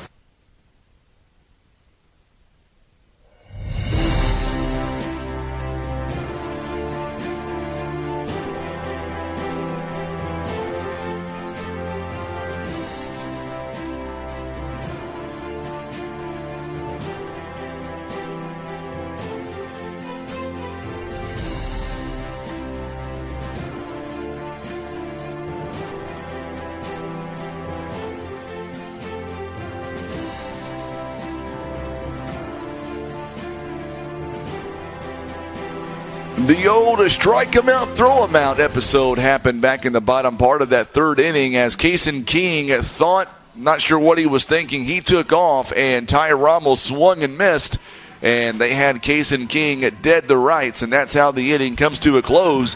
So the Mules don't leave any on base, no runs, no hits, no errors. It took 12 pitches. It is Gordon, Poindexter, and then back to the top of the lineup.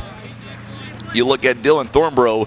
His first inning for him, in his words, were disastrous. 37 pitches.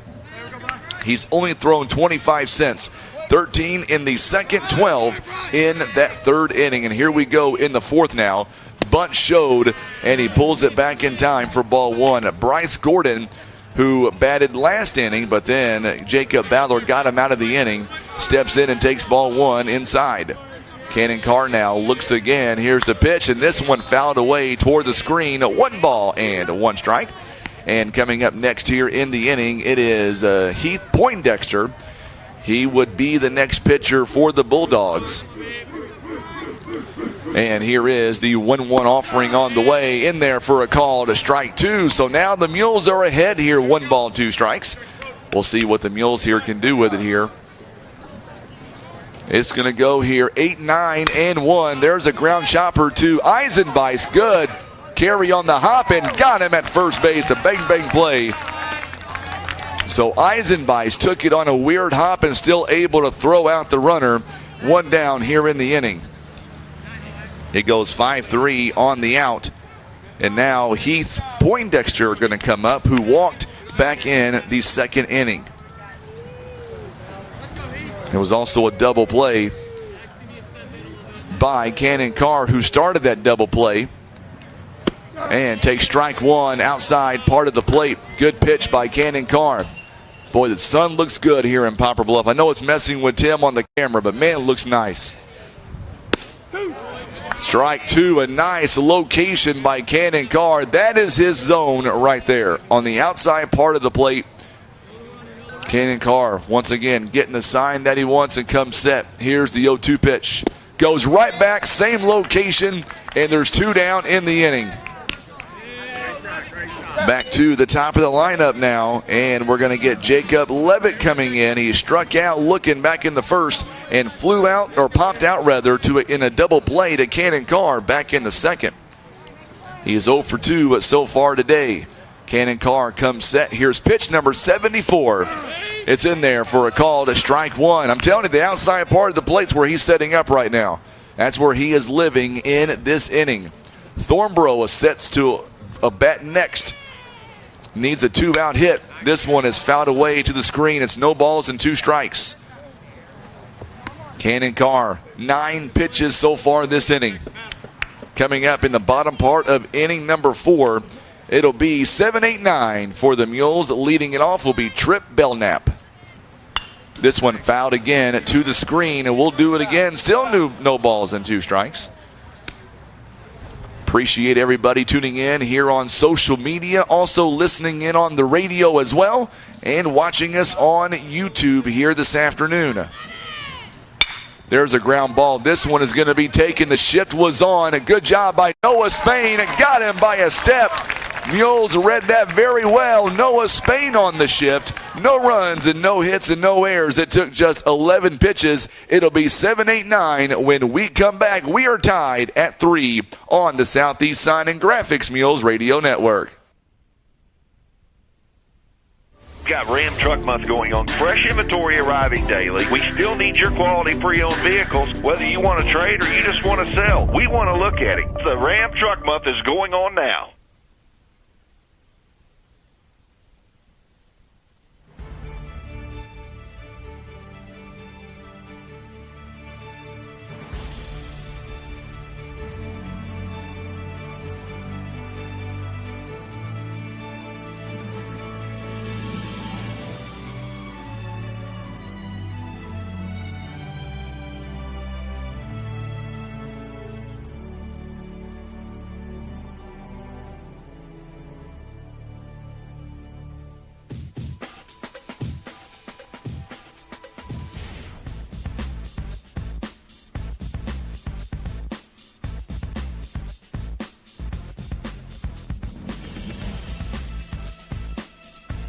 Well, we are now an hour and 5 minutes into the broadcast and already played 3.5 innings, and now we're going to see Trip Belknap coming up now. And I was out there in the outfield earlier. He made a great catch, by the way, in the outfield. And if you walk in the outfield, it is soft, it is wet.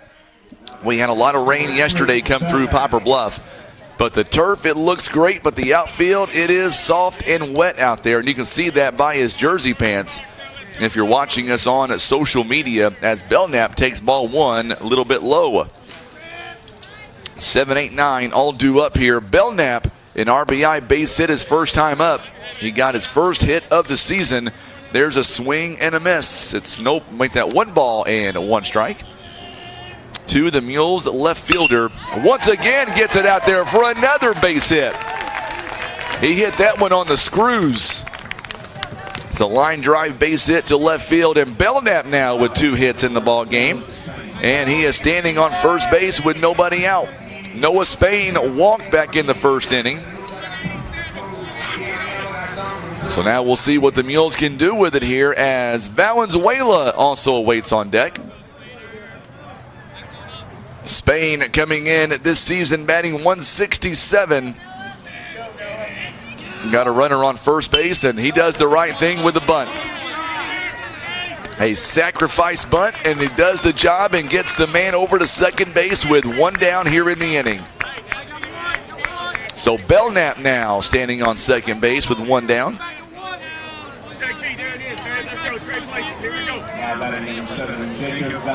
It goes 1-3 on the putout. So Valenzuela now coming in with runners in scoring position, batting .667 so far this year. He's got 4 base hits, a double, and 2 RBIs. A base hit will probably score a run right now. Belknap standing at second base. This one taken out of play for strike 1. A long foul ball down the first base line. It's going to get behind the Sikeston dugout. No balls and a strike here as the Mules trying to get that runner in from second base.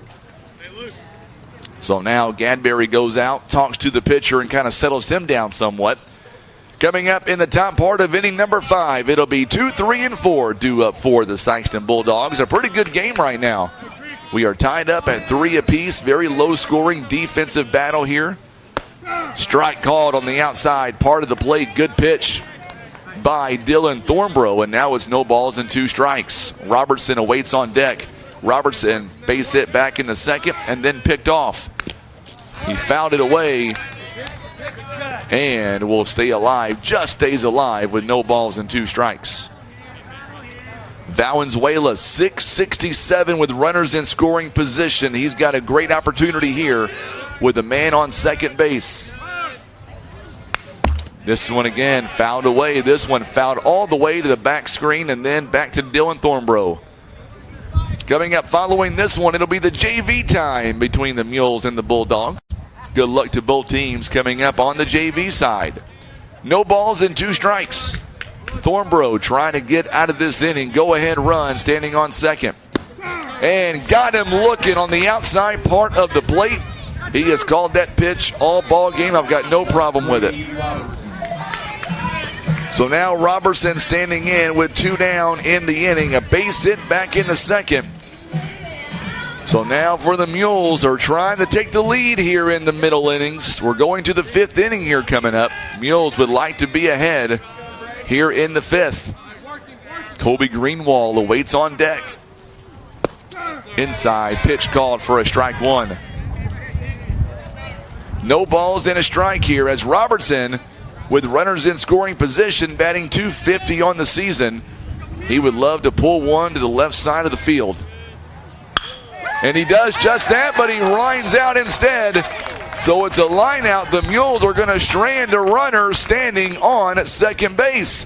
Coming up, it'll be Thornborough, Sullivan, and Pruitt when we come back. We are still tied at 3 on the Southeast Sign and Graphics Mules Radio Network.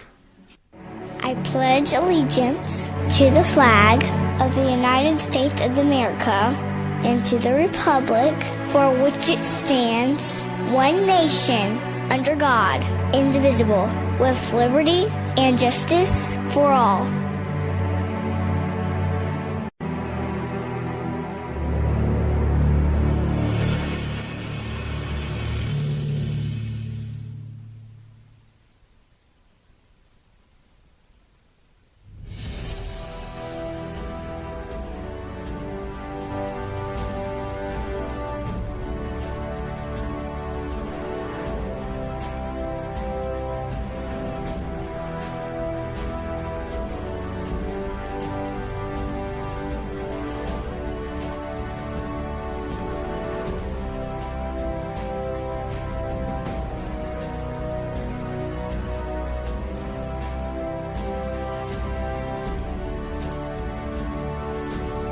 Well, we're going now to the top part of inning number 5, and we are tied up at 3 apiece here. And by the way, the Mules left 3 runners on base back in the first inning. They had them loaded with 2 outs, and that was the first runner we've left on base since that inning, and that is only 4 base runners so far that we have left on base in the game.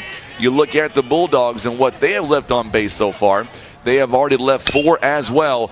This one chopped down the third base line. Good catch there by the coach of the Bulldogs. It is now no balls and a strike here to Dylan Thornbrough, who I think has pitched very well on the mound here so far for Sikeston.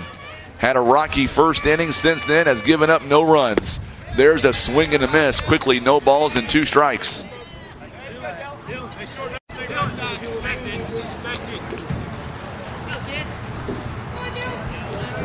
Cannon Cars went 4 innings so far here in the game. 4 hits, 3 runs, 2 of them earned runs. He has walked 4 and struck out 5, and there's a ball taken. Thornbrough also 4 innings pitched. He has given up 5 hits, 3 runs, 3 have been earned, walked 4 and struck out 3. That is the breakdown here right now by both pitchers, both having good outings so far. Count is even now, 2 balls and 2 strikes. As Thornbrough was 1 for 2 here in the ball game. Thornbrough, he flew out to center field back in the second and then doubled and scored back in the third. It's 2 balls and 2 strikes here to the pitcher. Pitcher versus pitcher in this at bat. We'll see what Thornbrough was able to do with it here, down 2 strikes. And he held up. Yes, he did. Full count is called. 3 balls and 2 strikes now. 3 balls and 2 strikes. Cannon Carr working on pitch number 83 coming up. Got him on the outside part of the plate. He has called that pitch all ball game. Been very consistent out there. And there is an out here to begin at the top part of inning number 5. 6th strikeout of the ball game by Cannon Carr. The big run producer so far has been Jacob Ballard. Had a 2-run homer back in the first. And now Trace Sullivan steps in and takes ball 1 outside. Sullivan, he doubled and scored back in the first and then walked and scored back in the third. It's safe to say when he reaches base, he scores a run. He has scored 2 of their 3 so far today. This one in the dirt for ball 2. It's 2 balls and no strikes now. Cannon Carr already 1 down here in the inning. Coming up in the bottom part of the 5th inning, it'll be 2, 3, and 4 coming up. The heart of the lineup for Poplar Bluff. We are in the heart of the lineup right now by the Bulldogs. Strike 1 called inside part of the plate. It's 2 balls and a strike now. A lot of folks tuning in on social media, on Facebook, and on YouTube. We appreciate you tuning in. Time called at home plate by Trace Sullivan. Awaiting on deck is Noah Pruitt. Pruitt's also walked twice in the game. There's a rocket shot. Good job by Kason King, and he'll take it himself for the out. It'll be a 3 unassisted, and there's 2 down here in the inning. So now Noah Pruitt coming up to the plate now. Cannon Carr has retired the last 8 batters, or make that 7 batters that he's faced.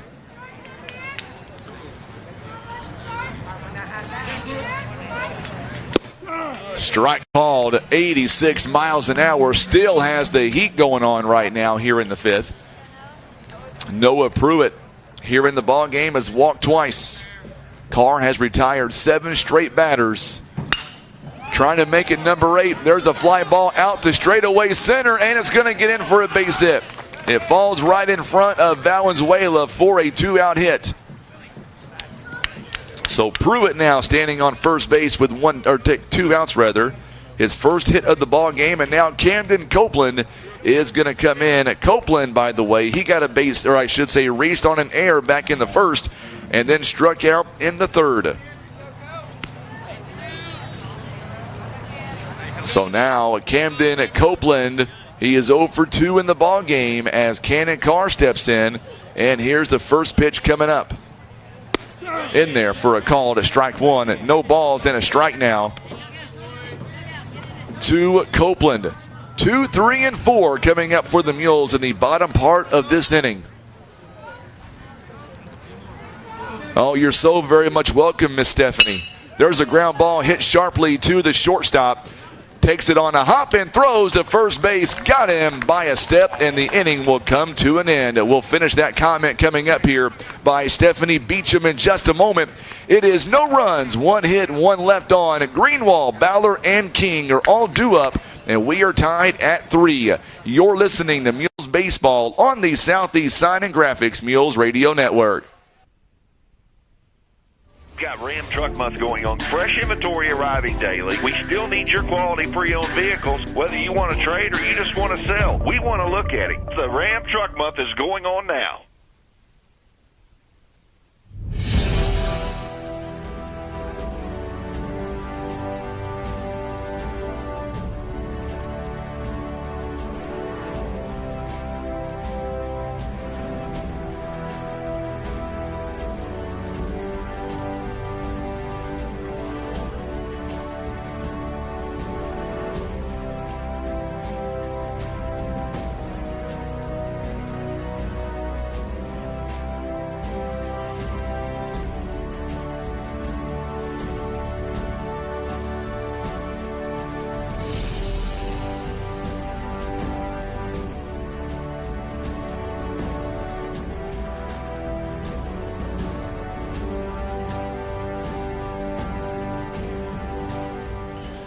All right, so here we go now. Kobe Greenwald going to lead things off here for the Mules in this bottom part of the 5th inning. He is 0 for 1 here in the ball game. He has walked and struck out, and there's ball 1 inside to the Mules leadoff man. So Stephanie Beecham is watching her nephew Dylan Thornborough. She is there at Maryland Heights, and there's the ground ball. Going to get in for a base hit. Good dive by Copeland, and the Mules had their leadoff man aboard.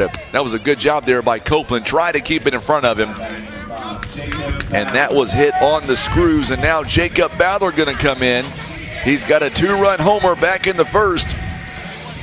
As you can see, Stephanie, Dylan, he has done phenomenal work on the mound today.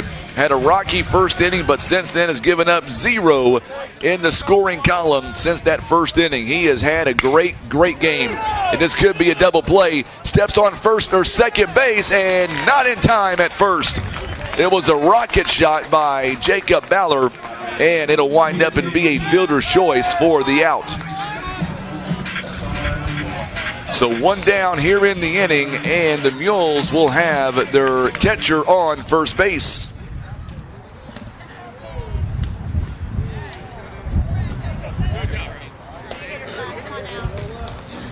So the 6th unassisted will be the fielder's choice by Ballard. And now Kaysen King steps in. Throw back over to first base is not in time. So now Kaysen King is 0 for 1 here in the ball game. He walked back in the 3rd inning and popped out to second base in the 1st. Another throw back over to first base. Head first slide is not in time. So for the Mules, they would love to be able to advance Ballard. There's a strike called right down the middle. No balls and a strike. Stephanie says Dylan is the GOAT. I would tell you he's had a great outing so far, Stephanie. You be proud of him. Strike 2 called right down at Grand Central Avenue. Kind of rocky there in the first inning, but he's settled down nicely ever since. He's only given up 2 hits. Make that 3 hits since the first inning. This one gets away from the catcher. And Ballard rather, is going to wind up on second base with 1 down here in the inning. It's 1 ball and 2 strikes now. As Kaysen King has a man in scoring position. King on the season is batting .400 with runners on second and third base.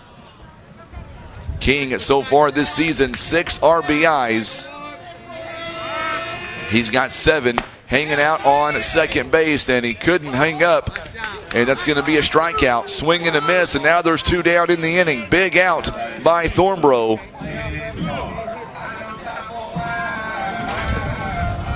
So Cannon Carr, he walked and scored back in the first. He popped out to right field in the third. And now He's got a runner on second base. Cannon Carr this season, 467 with runners in scoring position. He's got a team-high 10 RBIs and ball one taken outside. By the way, Cannon Carr, 10 hits this season, 5 singles, 5 doubles. He mixes it around.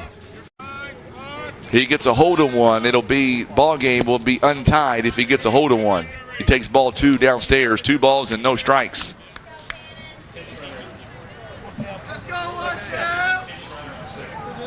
Mules have a courtesy runner on second base. And there's a strike called. 2 balls and a strike. Aiden Dawes is going to be the courtesy runner on second base for Jacob Baller.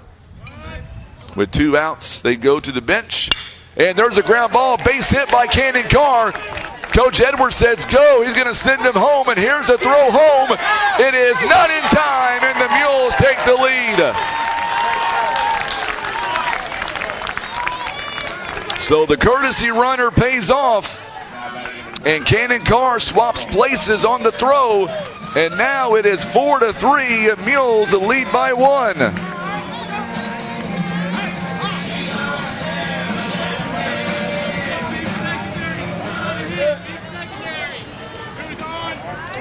So it is now a 4-3 ball game now, and a strike called to the DH hitter, and that's Ty Rommel. David Hanley tuning in. Where you been, my friend? Glad to have you alongside watching some Mules baseball. Ty Rommel gets it to shortstop, and they're going to look at now the 2 umpires get together. I thought the Sikeston player was off a little bit. We're going to watch the replay here, and they're going to talk about it here. I thought he was off the base a little bit. And they're going to say he's safe. He is safe. So the Mules are going to wind up with an infield base hit. And Cannon Carr is going to come around to score. And now the Sikeston coach, Atkinson, is going to come out, and he wants an explanation. So Ty Rommel's going to get the RBI. It was a bang-bang play. The important thing is, I know it went against Sikeston, but they got together and they got it right. The replay that we have in our booth, it does show that he was off the base. He got pulled off a little bit.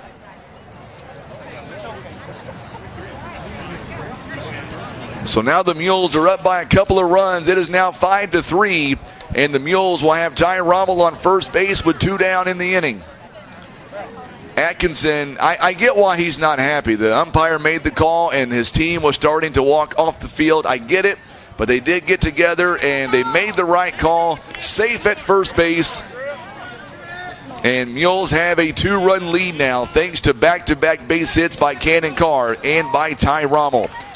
Trip Belknap, he's had some big hits in the ball game. An RBI base hit back in the first and another hit back in the fourth. And now he'll be batting here in the 5th. Coming up in the 6th inning, it'll be 6, 7, and 8 for the Sikeston Bulldogs. Belknap entered this ball game with 0 in the hit column. He's got 2 here in this game. Ty Rommel leads away from first base. Noah Spain is on deck. This one is inside for ball 2. 2 balls and no strikes. I go back to that hit by Cannon Carr and how aggressive Coach Edwards is on the base pad, sending Aiden Dawes, knowing his team's limits when it comes to base running. This one fouled away behind us, 2 balls and a strike. I think if anybody's standing on third base coaching, we don't score that run to go ahead. I really don't. Coach Edwards is so aggressive on the base pads. There's a swing and a miss by Belknap, and now it's 2 balls and 2 strikes. Russell going to lead things off here coming up in the 6th. It'll be Russell, Gadberry, then Gordon. If anybody gets on, Poindexter. This one is blocked, and the throw over to second base is not in time. And Rommel is going to wind up on a second base following the pass ball. 3 balls and 2 strikes now. Trip Belknap has another run standing in scoring position.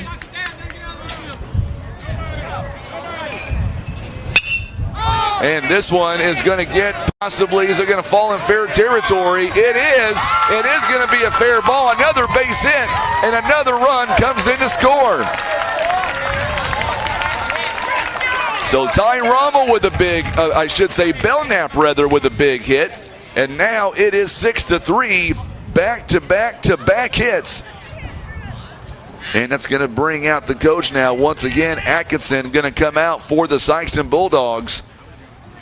And now the Mules have a 3-run cushion here in this ball game. And we'll see what Coach Atkinson's going to do for the Bulldogs. It appears that he's going to leave Thornborough in the ball game.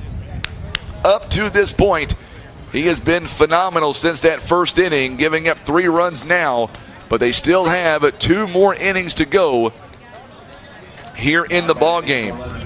So Noah Spain is going to come in.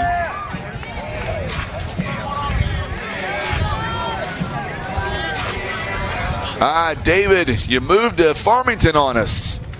Well, still tune in, my friend. We're going to have the Mules Sports streaming all season long, my friend. Glad you still come back and watch the Mules somewhat. Swing and a miss by Noah Spain. Spain has walked in a sacrifice bunt back in the 4th. Mules have a 3-run lead now. Another swing and a miss, and this time Thornborough, he's not messing around, going right after Noah Spain. Valenzuela awaits on deck, so now you have a 3-run lead. This one just missed by hitting Spain. It's ball 1, inside pitch. I think that one may have slipped away from Thornborough just a little bit. So do you stick with Cannon Carr up by 3 runs? That is the question now Coach Edwards has to do. Outside for ball 2. It's 2 balls and 2 strikes now. Yes, they do, David. They know how to move the runners. Coach Edwards very aggressive on the base pads. Big reason why the Mules are up by 3 runs right now. Got him looking on the outside part of the plate, but the Mules, the damage is done at 3 runs on 4 hits. The Mules will strand a runner. We go to the 6th. It's Russell, Gadberry, and Gordon. When we come back, Cannon Carr is on the mound for the Mules. Mules lead at 6-3 on the Southeast Sign and Graphics Mules Radio Network. Want a career and not just another job? It's waiting for you at Briggs & Stratton. Great pay, great benefits, and continuing education. Everything you and your family deserve. Go to careers.basco.com and look at Poplar Bluff job openings.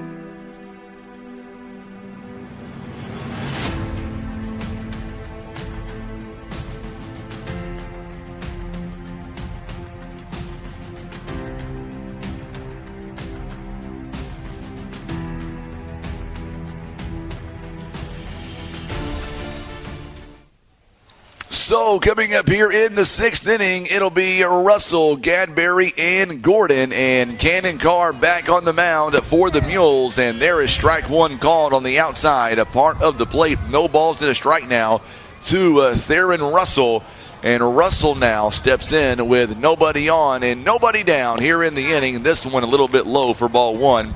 1 ball and 1 strike now as the Bulldogs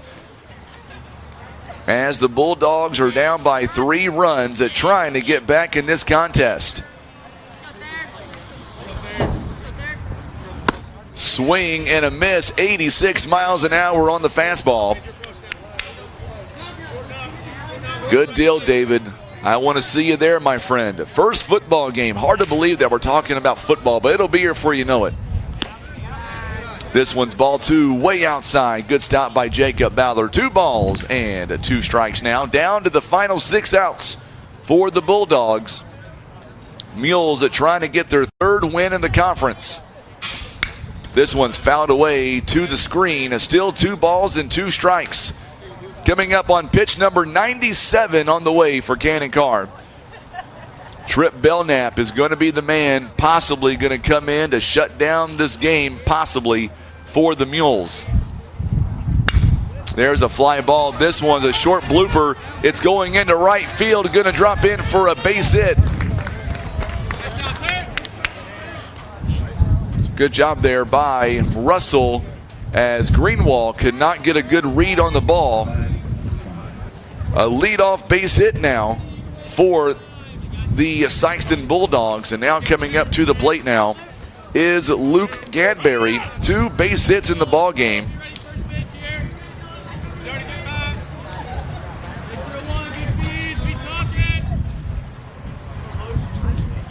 So 2 base hits already by Gadberry in the ball game, and there's strike 1 right down Grand Central Station. No outs in the inning, a runner on first base. Russell leads with a leadoff base hit. Before that, struck out twice. Boy, these next few outs become very critical now for the Mules. There's a swing and a miss. Jammed him on the inside pitch there. Gadberry, no balls and 2 strikes. If you're watching us on social media, Facebook, we appreciate you. If you're tuning in on the radio, we appreciate you even more. Sikeston scoring 1 run in the first inning, 2 runs in the third. Mules scoring 3 in the first, 3 in the fifth to go ahead 6-3. Sikeston, 3 runs on 6 hits and no errors. This one's taken for a ride out of play. Sikeston 3 runs on 6 hits. Mules have 6 runs on 9 hits and 1 error so far in the ball game. We are in the later portion of the innings now. Mules lead 6-3. Gadberry comes set. Here's the pitch. It bounces and gets away from the wild pitch. It gets away from Jacob Baller. 1 ball and 2 strikes, and Russell now winds up on second base.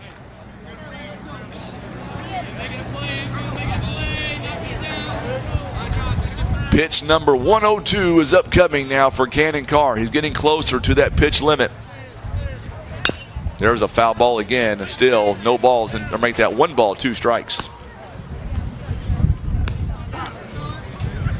Cannon Carr's had a phenomenal ball game here so far. He's given up 3 runs and 6 hits here in the ball game. Here is the 1-2 pitch on the way. Up high for ball 2. Count is even, 2 balls and 2 strikes.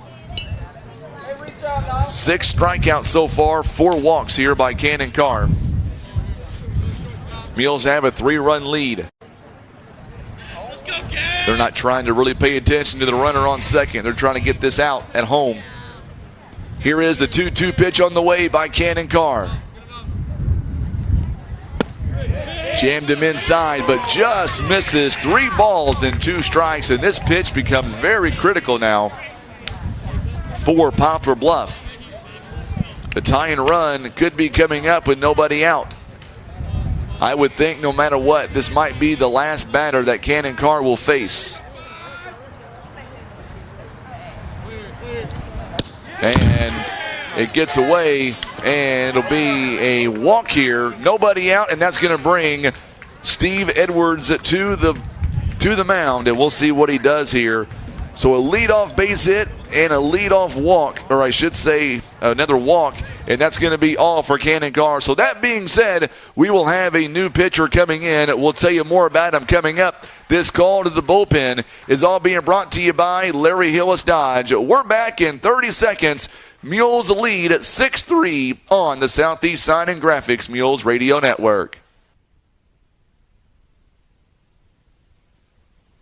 I pledge allegiance to the flag of the United States of America and to the republic for which it stands, one nation, under God, indivisible, with liberty and justice for all.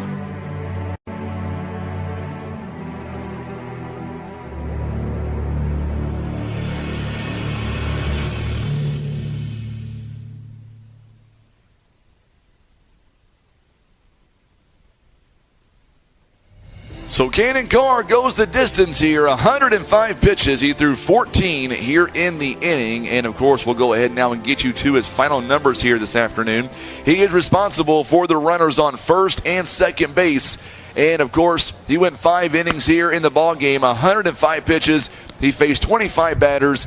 He threw 63 strikes, 6 hits, 3 runs, 2 earned, walked 5, and struck out 6. And once again, he is responsible for the runners on first and on second base. So Belknap now is going to move out of left field. He will come into the pitcher's mound, and then we'll get you to all the folks in the outfield here for the Mules. And Valenzuela is standing right now in center field, so I don't know if he's going to stay in center or if Cannon Carr. Nope, now they're going to switch. Kobe Greenwald is going to move to left field. Jacob Valenzuela is going to move over to right field. And that's where we are defensively here for the Poplar Bluff Mules. So Cannon Carr now will take his place back in center field. And then, of course, at left field is going to be Kobe Greenwald. So here we go now. And a bunt shown by Bryce Gordon, who steps in. He is 0 for 2 here in the ball game and takes ball 1 a little bit low. So the numbers here on Trip Belknap. He has had some really good numbers here so far for Poplar Bluff. We'll get you those numbers following this pitch. Strike 1 called.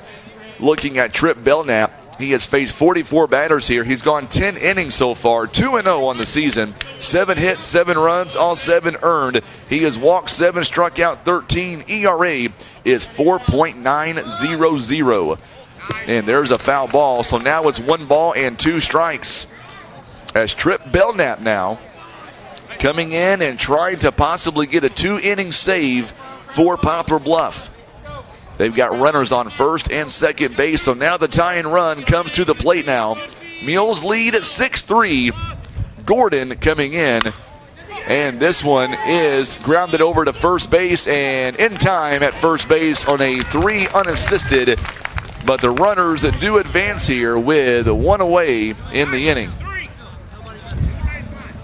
So 1 down in the inning, and now coming up to the plate here, it'll be Heath Poindexter. Poindexter has struck out and walked back in the second. We owe you a legal ID. We will take it following this at bat here by Heath Poindexter. Here's the pitch on the way. And there's a rocket shot. It's going to go off the glove of Kobe, or make that a Brady Robertson. Not in time, and that was a rocket shot. And that's going to be an infield base hit there as Robertson could not come up with it. Let's go ahead now and pause 10 seconds now on the Southeast Sign and Graphics Mules Radio Network.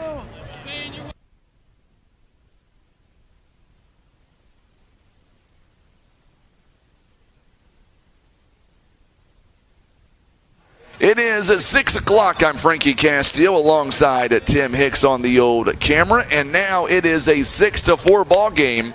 As the Mules, or I should say, as Sikeston, they are still threatening with a runner on first and third base with 1 down.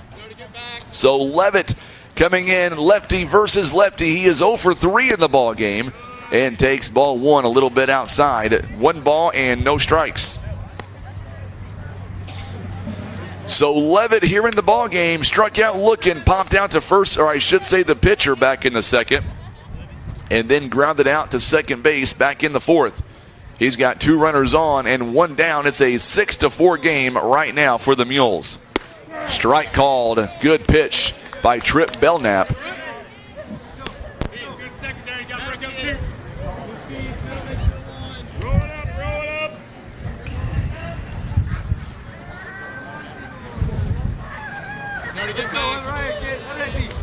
So now the Mules trying to get out of the inning, and there's a shot. This one is going to hit the runner. It's out at first.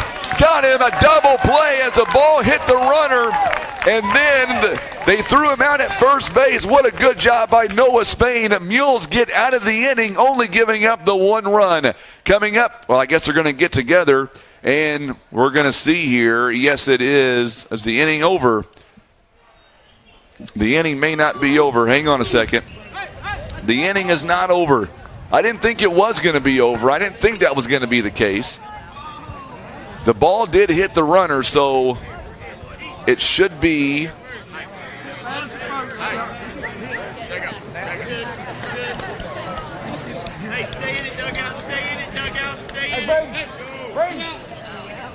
so now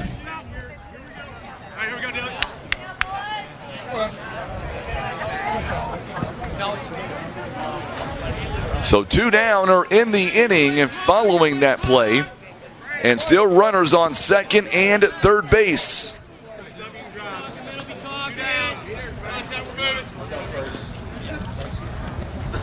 So Levitt winds up on first base, and there's a swing and a miss by Thornborough. I didn't think that was going to be a double play, but hey, I was going to take it if they would have left it alone. So 2 down here in the inning, 0-1 the count now to Dylan Thornborough. And there is ball 1 taken up high. Still 1 ball, 1 strike here. 2 down. It's 6-4 now. Runners are on first and third base.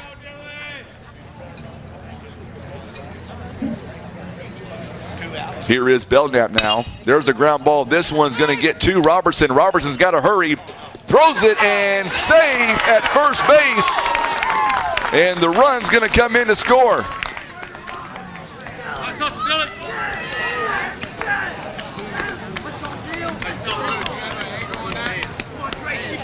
So now it is 6-5 now is the score following the RBI base hit.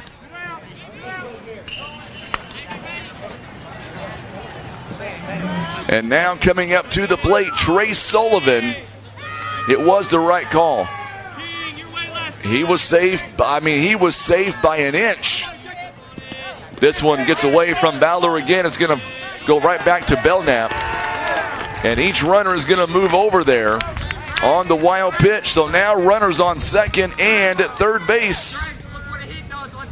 1 ball and no strikes. Coming up in the bottom part of inning number 6. 9, 1, and 2 is all coming up now for the Mules.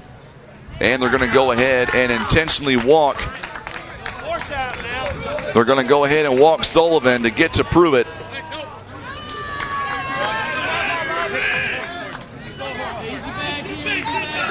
So now Noah Pruitt coming up to the plate. He has walked twice and singled back in the 5th. He's not been retired the entire ball game. And there's a foul ball down the first base line. No balls and a strike now. Boy, big at bat now coming up here for Noah Pruitt. 2 walks and a base hit. Runners on every base. Levitt standing on third base. Second base is Thornborough. Sullivan now on first following the intentional walk. This one, good stop by Jacob Ballard. He has been just a workhorse behind the plate here today. No doubt about it. Mules have some activity in the bullpen now. Dylan Bratcher is going to warm up now for the Mules. So now Belknap, long look at second base, and this one's taken out of play. 1 ball and 2 strikes now. Make sure and share this video feed for us on social media. The 9th man of the inning is going to be batting right now. Belknap is trying to get out of the inning. 6-5 the score. So now Belknap comes set at the belt. Here's the pitch. And he grounds it to third base, out of play, foul ball. We'll do it again. Still 1 ball, 2 strikes. Coach Edwards getting very antsy down there near the bullpen, near the dugout area. Beautiful sunrise or sunset here in Poplar Bluff. Beautiful afternoon all the way around. Sun shining. Swing and a miss. So the Mules will go to the bottom part of the inning.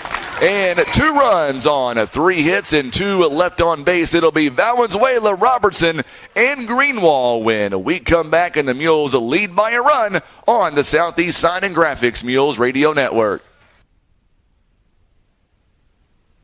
Whitworth Gift Chest Jewelers is a third-generation family-owned jewelry and repair store who have served the Poplar Bluff community for over 60 years.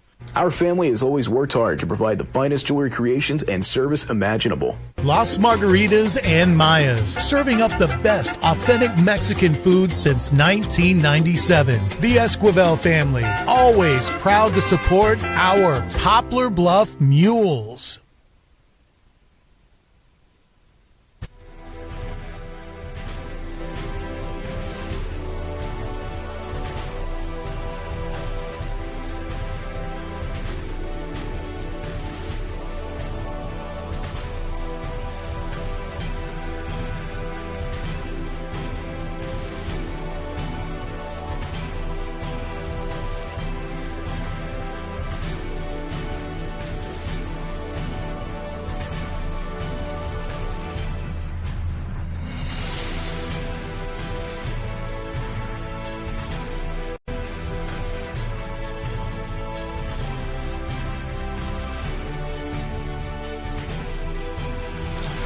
So here we go now in the bottom part of the inning, and the Sikeston pitcher left his glove on the mound, and he went straight to the dugout. I'm not sure what that was about, but nevertheless, Mules right now lead by a run. It is 6-5 is the score. While we have a moment, Mules baseball proudly presented by First Midwest Bank, also being brought to you by Kevin's Auto Repair, PB Realty, Legacy Farm and Land Specialist. Also being brought to you by Whitworth Gift Chest Jewelers, the Ozark Federal Credit Union. Also being brought to you by Air Solutions, our good friends at First Choice Insurance, Las Margaritas, Mayas, and Taco, Christian Automotive and Tire, Eye Care Specialist, Larry Hillis Dodge. Also being brought to you by Briggs & Stratton, Scott Law Group, LLC, and the Bank of Missouri. So once again, Thornborough, he's going to come in, and he's got about 8 pitches to work with. He is sitting at 97 right now. Pitches, the amount of pitches that he is allowed is 105. He is down to his final 8 pitches, and he wants to make them last. He has pitched a great ball game for the Bulldogs, and the Mules did get off to a 3-run lead, but now, once again, it is close as ever. 6-5 now is the score. Sikeston began the game leading 1-0. Mules came back and scored 3 runs, took a 3-1 lead. And then the Sikeston Bulldogs scored 2 in the third to tie the ball game, and then the Mules scored 3 in the fifth. And then Sikeston scored 2 in the top part of the inning, and now they trail by 1 run. So Thornborough is still sitting in, or I should say still in there on the mound right now, it looks like. Nope, they got a new pitcher. I didn't see the number. I thought they were going to go to him eventually, so that's my apologies. Could not see his number, so they have already changed pitchers now. And, of course, the new pitcher on the mound is going to be Poindexter. Heath Poindexter is going to be the new pitcher on the mound for the Sikeston Bulldogs. And we'll get you to his numbers as Poindexter now coming in for the Sikeston Bulldogs. And he's going to be responsible trying to get out of this inning with nothing, giving up no runs. Poindexter has pitched 9 1/3 innings. He has pitched in 5 games so far this season. He is 1-1 on the year.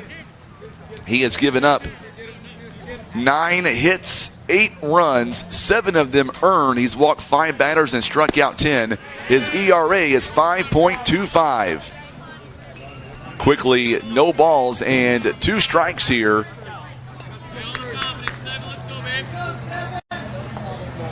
So Poindexter coming in now, the big right-hander for the Sikeston Bulldogs, trying to keep this a 1-run game, and this one gets behind Valenzuela. It is now 1 ball and 2 strikes. We are in the bottom half of inning number 6. It is 9-1-2. That's all due up here for the Mules. Boy, Dylan Thornborough, he pitched a beauty here today for the Sikeston Bulldogs. We'll get you to his final numbers coming up. 2 balls and 2 strikes here. Thornborough, he went 5 innings, 97 pitches, 9 hits, 6 runs, 5 earned. This one he got jammed. Valenzuela got jammed, and good job by the catcher Gadberry. And there is 1 away here in the inning. Brady Robertson. So Thornborough, back to him. He walked 4 batters and struck out 5. He did a phenomenal job here today. So Valenzuela following the fly out there. There is 1 out here in the inning, and now Robertson coming up. Boy, he hit a screamer back to third base back in the 4th inning, and now he bats with nobody on and 1 down in the inning, having a 1-for-3 afternoon. This one downstairs for ball 1, a 1 ball and no strikes. It'll be Copeland, Russell, and Gadberry. 5, 6, 7 are all due up here in the top, or I should say the top of the 7th. This one gets away from Gadberry. 2 balls and no strikes there to Brady Robertson. Robertson, if he gets on base, you know what he's going to be doing. He's going to be trying to fly around them bases. Mules would love to have an insurance run right here. That's all there is to it. They would love to be able to have an insurance run.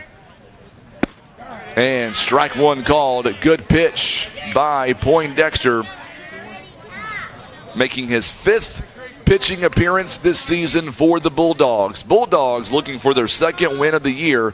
Mules looking to go above 500 once again.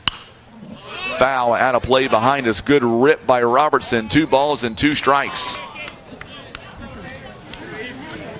So Robertson trying to get on board with a 1 down here in the inning.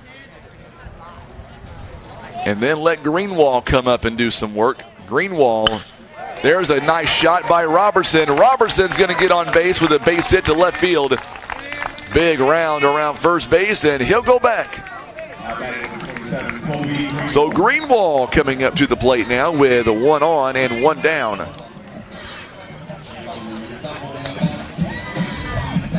Boy, how fitting would it be the way we started this game with Jacob Ballard hitting a 2-run homer. He may get a chance to bat here with runners on base. Good lead, and he's a fast runner, Robertson is, on first base. He's been picked off twice this year.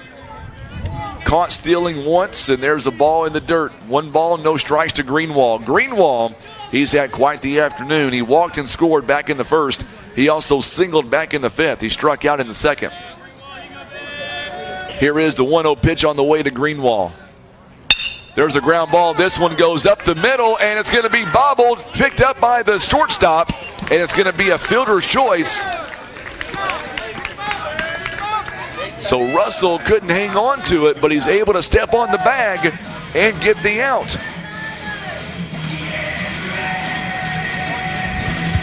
So 2 down are in the inning now. In this fielder's choice, it goes 6 unassisted. Runner on second base, and Ballard now comes in. And still a runner on first base. It's Kobe Greenwall. Here's the pitch. Was he able to hold up? No, he was not. Strike 1 called to Jacob Ballard. Boy, a big audience tuning in on social media, also on Facebook. We appreciate you guys tuning in. Also on the radio side of things for Mules and the Bulldogs. Here's the 0-1 pitch on the way. Strike 2 called. Good pitch by Heath Poindexter. My goodness, what a pitch that was. So Jacob Ballard now is trying to keep this inning alive right now. Here's the 0-2 pitch on the way. Jammed him inside, and that's a big out. So here we go. No runs, 1 hit, 1 left on. It is Copeland, Russell, and Gadberry. When we come back, Mules lead by a run on the Southeast Sign and Graphics Mules Radio Network. Kevin's Auto and Tire is a family-owned one-stop shop for fast, friendly, and affordable automotive services with the latest tools and technology, as well as their time-tested automotive knowledge. They're guaranteed to get your vehicle fixed without breaking the bank. Eye Care Specialists is committed to the protection and the preservation of the precious gift of sight. Nothing is more important than your eyesight. That's the way the doctors of Eye Care Specialists see it.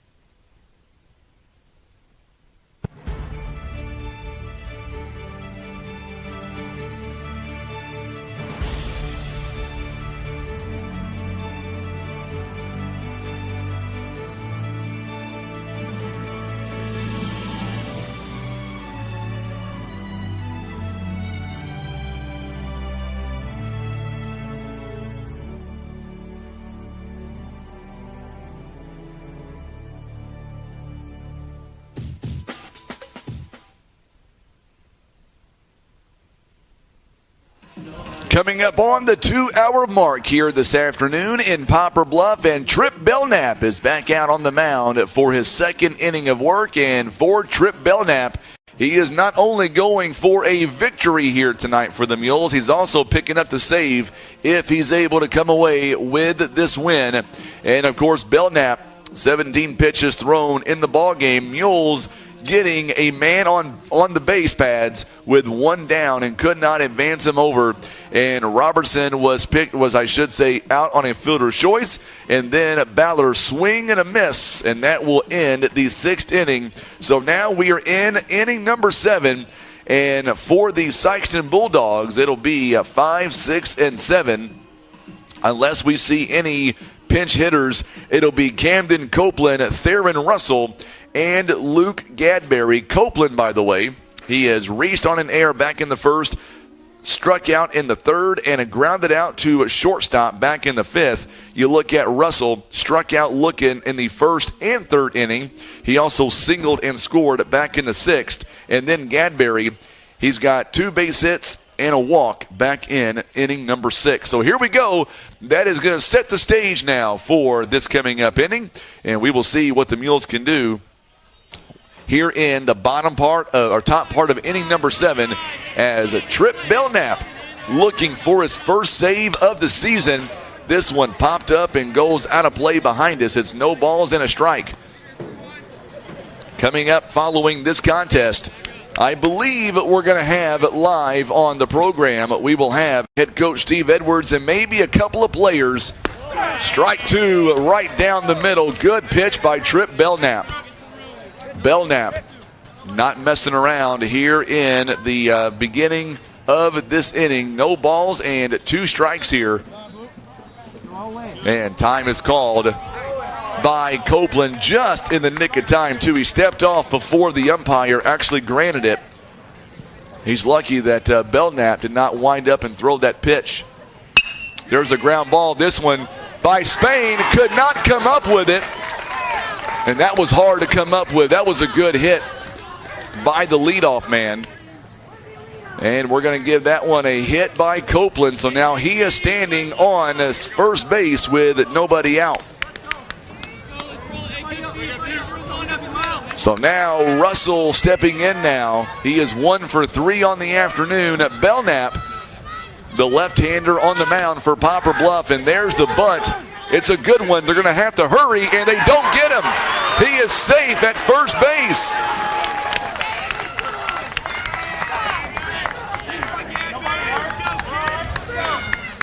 So Belknap, that was a beautiful bunt by Russell. So back-to-back base hits, and now we may start to see some folks now. Gadberry is going to come up. Connor Wallace, can help. Believe we're going to get maybe a pinch runner. 11, pitch run, re-enter. Okay, so we're going to get a pinch runner,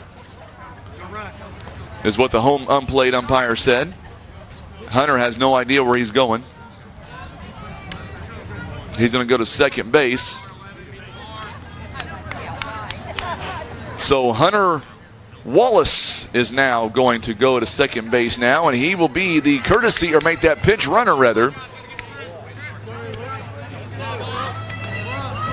So now the Mules have, or I should say Sikeston, 2 on and nobody out in the inning.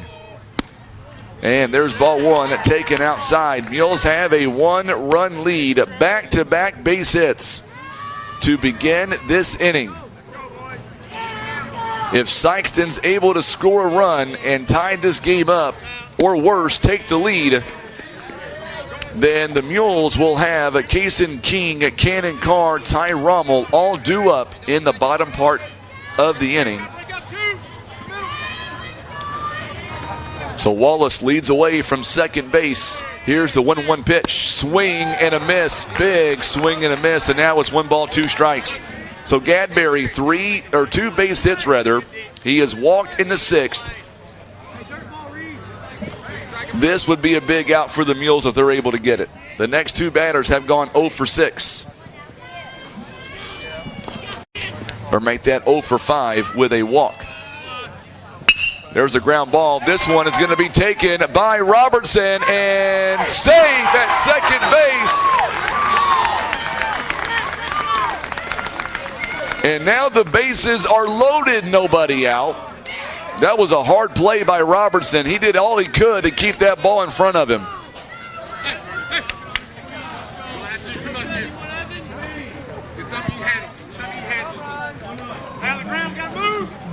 So every base now has a Sikeston Bulldog on them, and this could be a big inning coming up here. And there is ball one taken outside. So Wallace is standing on third base, Russell on second base, and Gadberry now is standing on first. 3 consecutive base hits to begin this inning. This one has popped up and out of play behind us. 1 ball and 1 strike. Gordon has not reached at this point. He's 0 for 3. He flew out to left field back in the second, grounded out to third base in the fourth, and then grounded out to first base in the sixth. There's ball 2 taken outside. 2 balls and a strike. It is still 6-5 is the score. It's been a good ball game all the way around. Mules trying to pick up their 3rd win. Swing and a miss, and now he's down to his final strike at this at-bat. Bryce Gordon 0 for 3 in the ball game. Heath Poindexter is coming up next. He's walked, he struck out, and he got an RBI base hit back in the 6th. And then we are back to the top of the lineup. Got him looking. There's 1 out. That's a big out. Big out. Double play is still in order, but the infield playing in. Kaysen King is on the edge of the grass near the dirt at first base. Eisenbeis is playing close up on the grass as well. So now Poindexter, swing and a miss, fooled him outside on that pitch. Poindexter is 1 for 2 in the game. And then Jacob Levitt is on deck here for the Bulldogs, trying to keep this a 1-run game. He went around, yes he did, 0-2 the count. Big pitch coming up here by Trip Belknap. Bases are loaded. There was nobody out in the inning, and then that was a big out here a moment ago by Gordon. Swing and a miss, and now there are 2 down in the inning.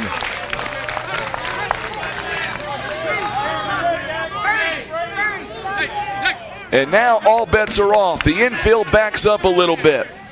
Jacob Levitt, he is 0 for 4 today. He has struck out, popped out once, grounded out, and then he grounded into a fielder's choice back last inning. He takes ball 1 up high. Boy, if Belknap can pull this off, that would be just so impressive. Had the bases juice with nobody out and went back-to-back strikeouts. Up high for ball 2. It's 2 balls and no strikes.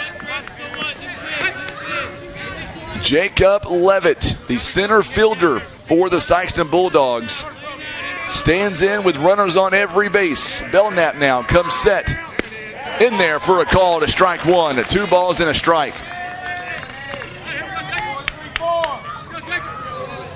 Belknap, he is not wasting any time. He gets set at the belt. Wallace leads away on third. Fly ball. This one is going to get out of play. So now it is 2 balls and 2 strikes. You can hear the crowd getting behind Trip Belknap here in Poplar Bluff. 2 balls and 2 strikes. Belknap comes set at the belt. Here's the 2-2 pitch. Just missed upstairs for ball 3. Now the count is full.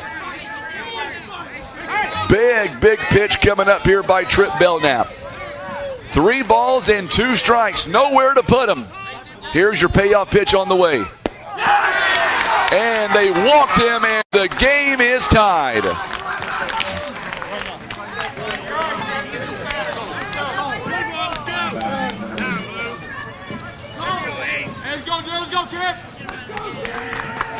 And now we're going to get Coach Edwards now to walk out and talk to him as we are tied at 6 apiece here.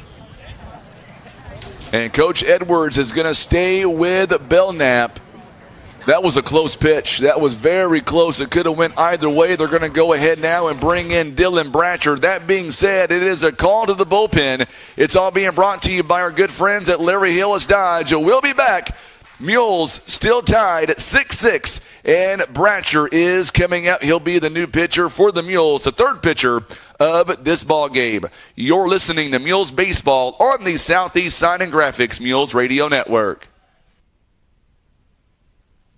Got Ram Truck Month going on. Fresh inventory arriving daily. We still need your quality pre-owned vehicles, whether you want to trade or you just want to sell. We want to look at it. The Ram Truck Month is going on now.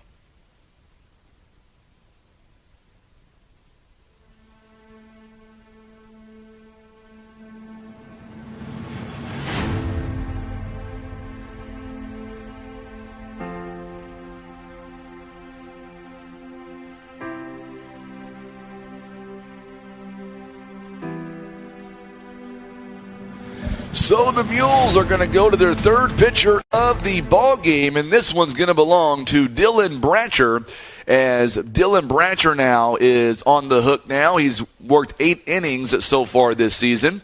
He is 1-1 with 14 hits given up. He has also allowed 10 runs, 7 earned, walked 3, and struck out 8. His ERA is 6.125, and he's also faced 43 batters so far this year. So Bratcher now has the unduly task of trying to get out of this inning, giving up no more runs, as of course now we're going to see a Belknap. His day will come to an end, and Bratcher is now going to be the new pitcher on the mound for Poplar Bluff.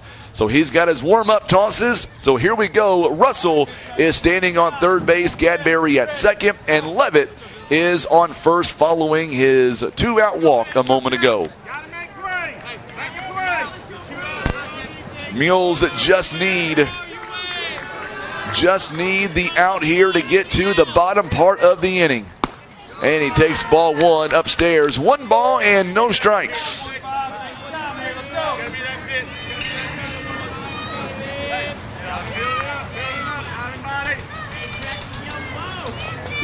And there's a ground ball, base hit. Sikeston takes the lead. 1 run is in. Here comes a second run, and he's going to score. Run now is going to go to third on the throw. So Russell comes in, Gadberry comes in, and Thornbrough with a big 2-out, 2 RBI base hit.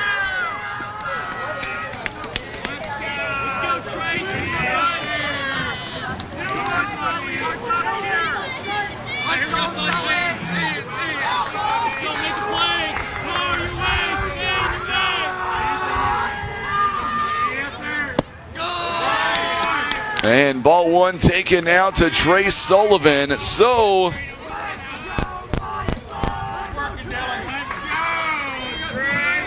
it is 8-6 now. The runner takes off, and Ballard just going to let him have it. Strike 1 called as Thornbrough takes off, and he'll steal second. So now the Mules, they trail 8-6 once again. They haven't trailed since it was 1-0. 1 ball, 1 strike, and there's a fly ball. This one out toward Greenwall. Greenwall gets underneath it, and he makes the out, but the damage has been done as 3 runs come across on 4 hits. 2 are stranded. We go to the bottom part of the inning. It is King, Carr, and Rommel. It is all coming up when we come back. Mules down 8-6 on the Southeast Sign and Graphics Mules Radio Network. Go Mules! The Bank of Missouri wishes the Mules a fantastic season. Live well, play well, bank well.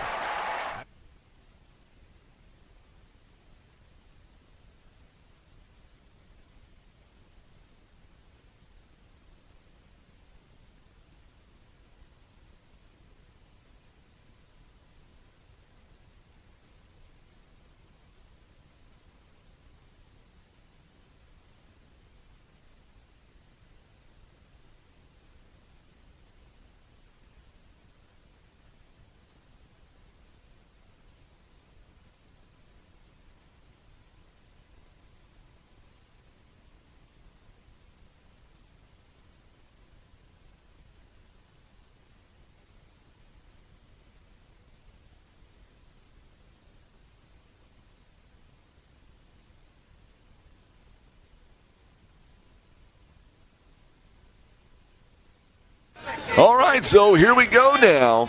We are in the bottom half of inning number 7.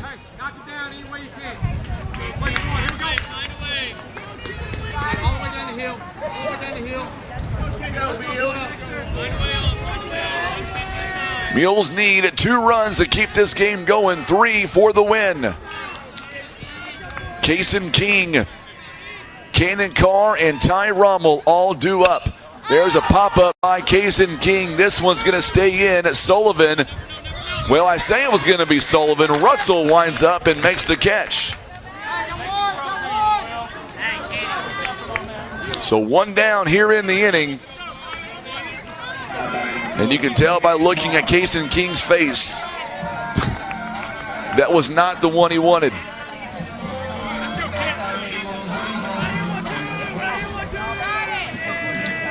So Cannon Carr now coming in. He's 1 for 2 here in the ballgame. We'll see what he can do as Poindexter now comes in. He's in line for the win now. Forget about the save. He's in line for the win.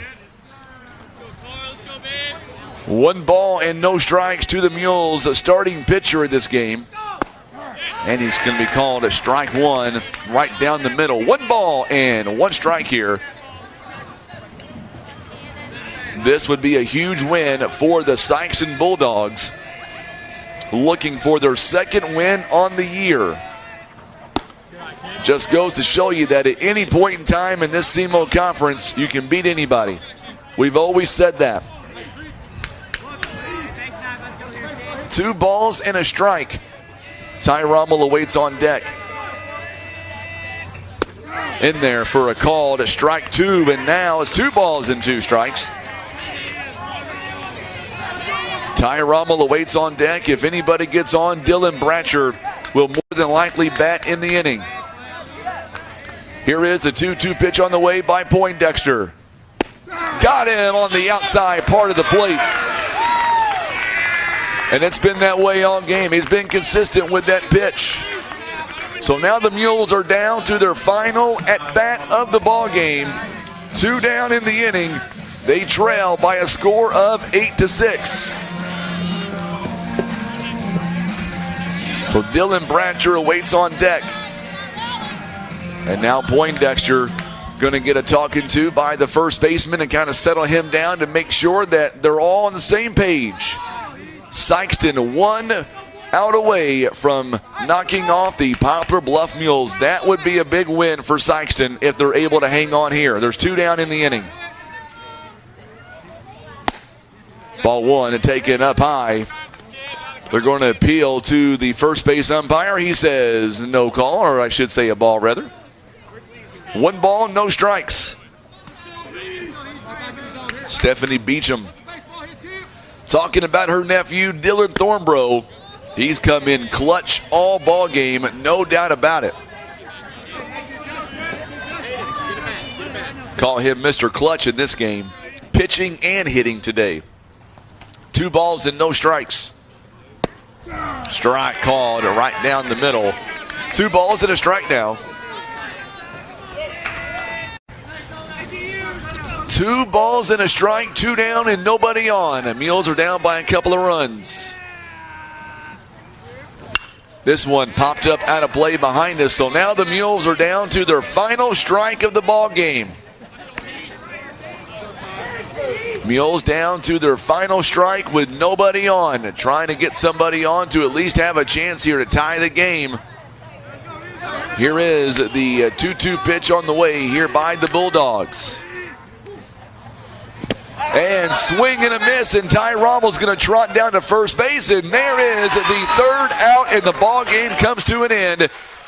It took 2 hours and 15 minutes here to complete this ball game. And the Mules fall this evening to the Sikeston Bulldogs. They go down to a score of 8-6. Coming up, we'll have your post-game report. We'll be interviewing head coach Steve Edwards. That's all coming up when we come back. You're listening to Mules Baseball on the Southeast Side and Graphics Mules Radio Network.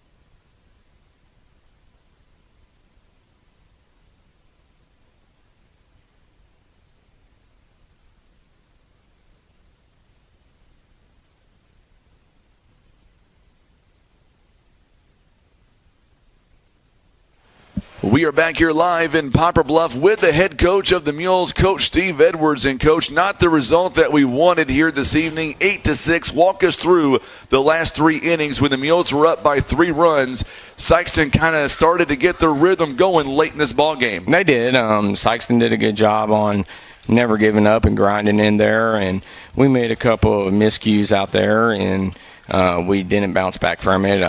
They pitched the ball well. We hit the ball. We hit it at them. They made some plays. I thought it was a pretty decent baseball game on our part. It's just I thought Carr threw good and Tripp threw amazing, and then they just peppered the ball around, and we didn't make a couple plays for them. And at the end of the game, it hurt us. I want to go back to the first inning. For the first time in over 2 seasons, one of our boys hit a home run, and Jacob Bowler, it was a monster shot to left field. I thought that was going to get everything going here today. Oh, yeah, it was a great hit. I mean, he timed it up well, hit it, and got all of it, and that was exciting. I mean, and the momentum was there. Even in the last inning there, whenever we were down, I thought the dugout was up. I thought the momentum was there.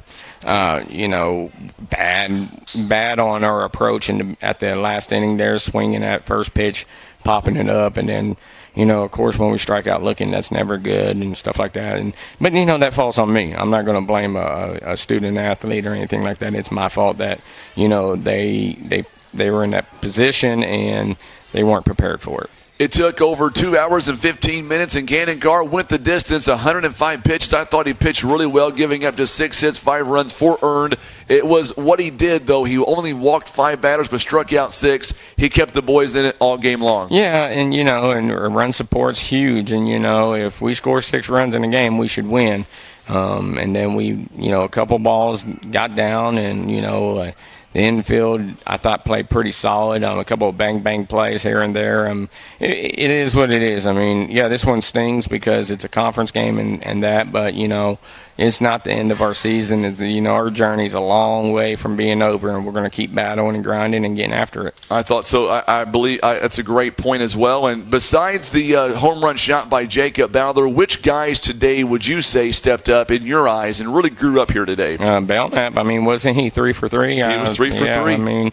Belknap came through 3 for 3, made a diving catch, came in, pitched well. He did good. We had guys moving around. Axton Eisenbeis made a great play at third base today. It came up and caught him up off guard, and he threw a bullet across the diamond. Jacob Bowler, of course, did well behind the dish again. Our guys are playing good. It's not like we're coming out here and not playing well. And even when they make errors, it's not like, Coach, I wanted to make an error. I know they're not trying to make errors. I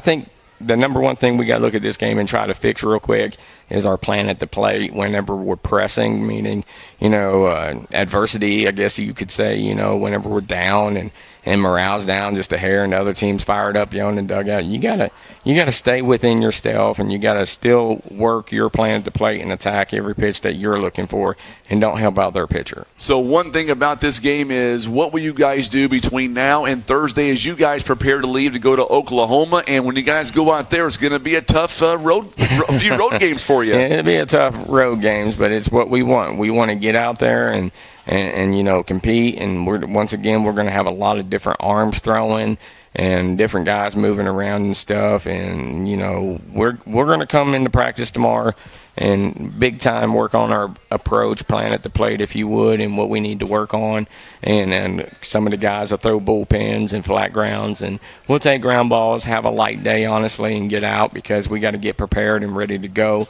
for this week. And we get on that bus 5:30 in the morning on Thursday, and we play Thursday night, and then play 2 on Friday and 1 on Saturday. So it's going to be a grind, but I think the guys are ready. All right, Coach, thank you so much for the opportunity. We'll see you Thursday live in Oklahoma. Yes, sir. Thank you. All right, Coach Steve Edwards here joining us live, and that's going to complete our broadcast here today. Mules going down 8-6. Mules now 4-5 on the season, 3-2, or make that 2-2 in the conference here this season. And, of course, our next broadcast is going to come up on Thursday, as we'll be live in Oklahoma.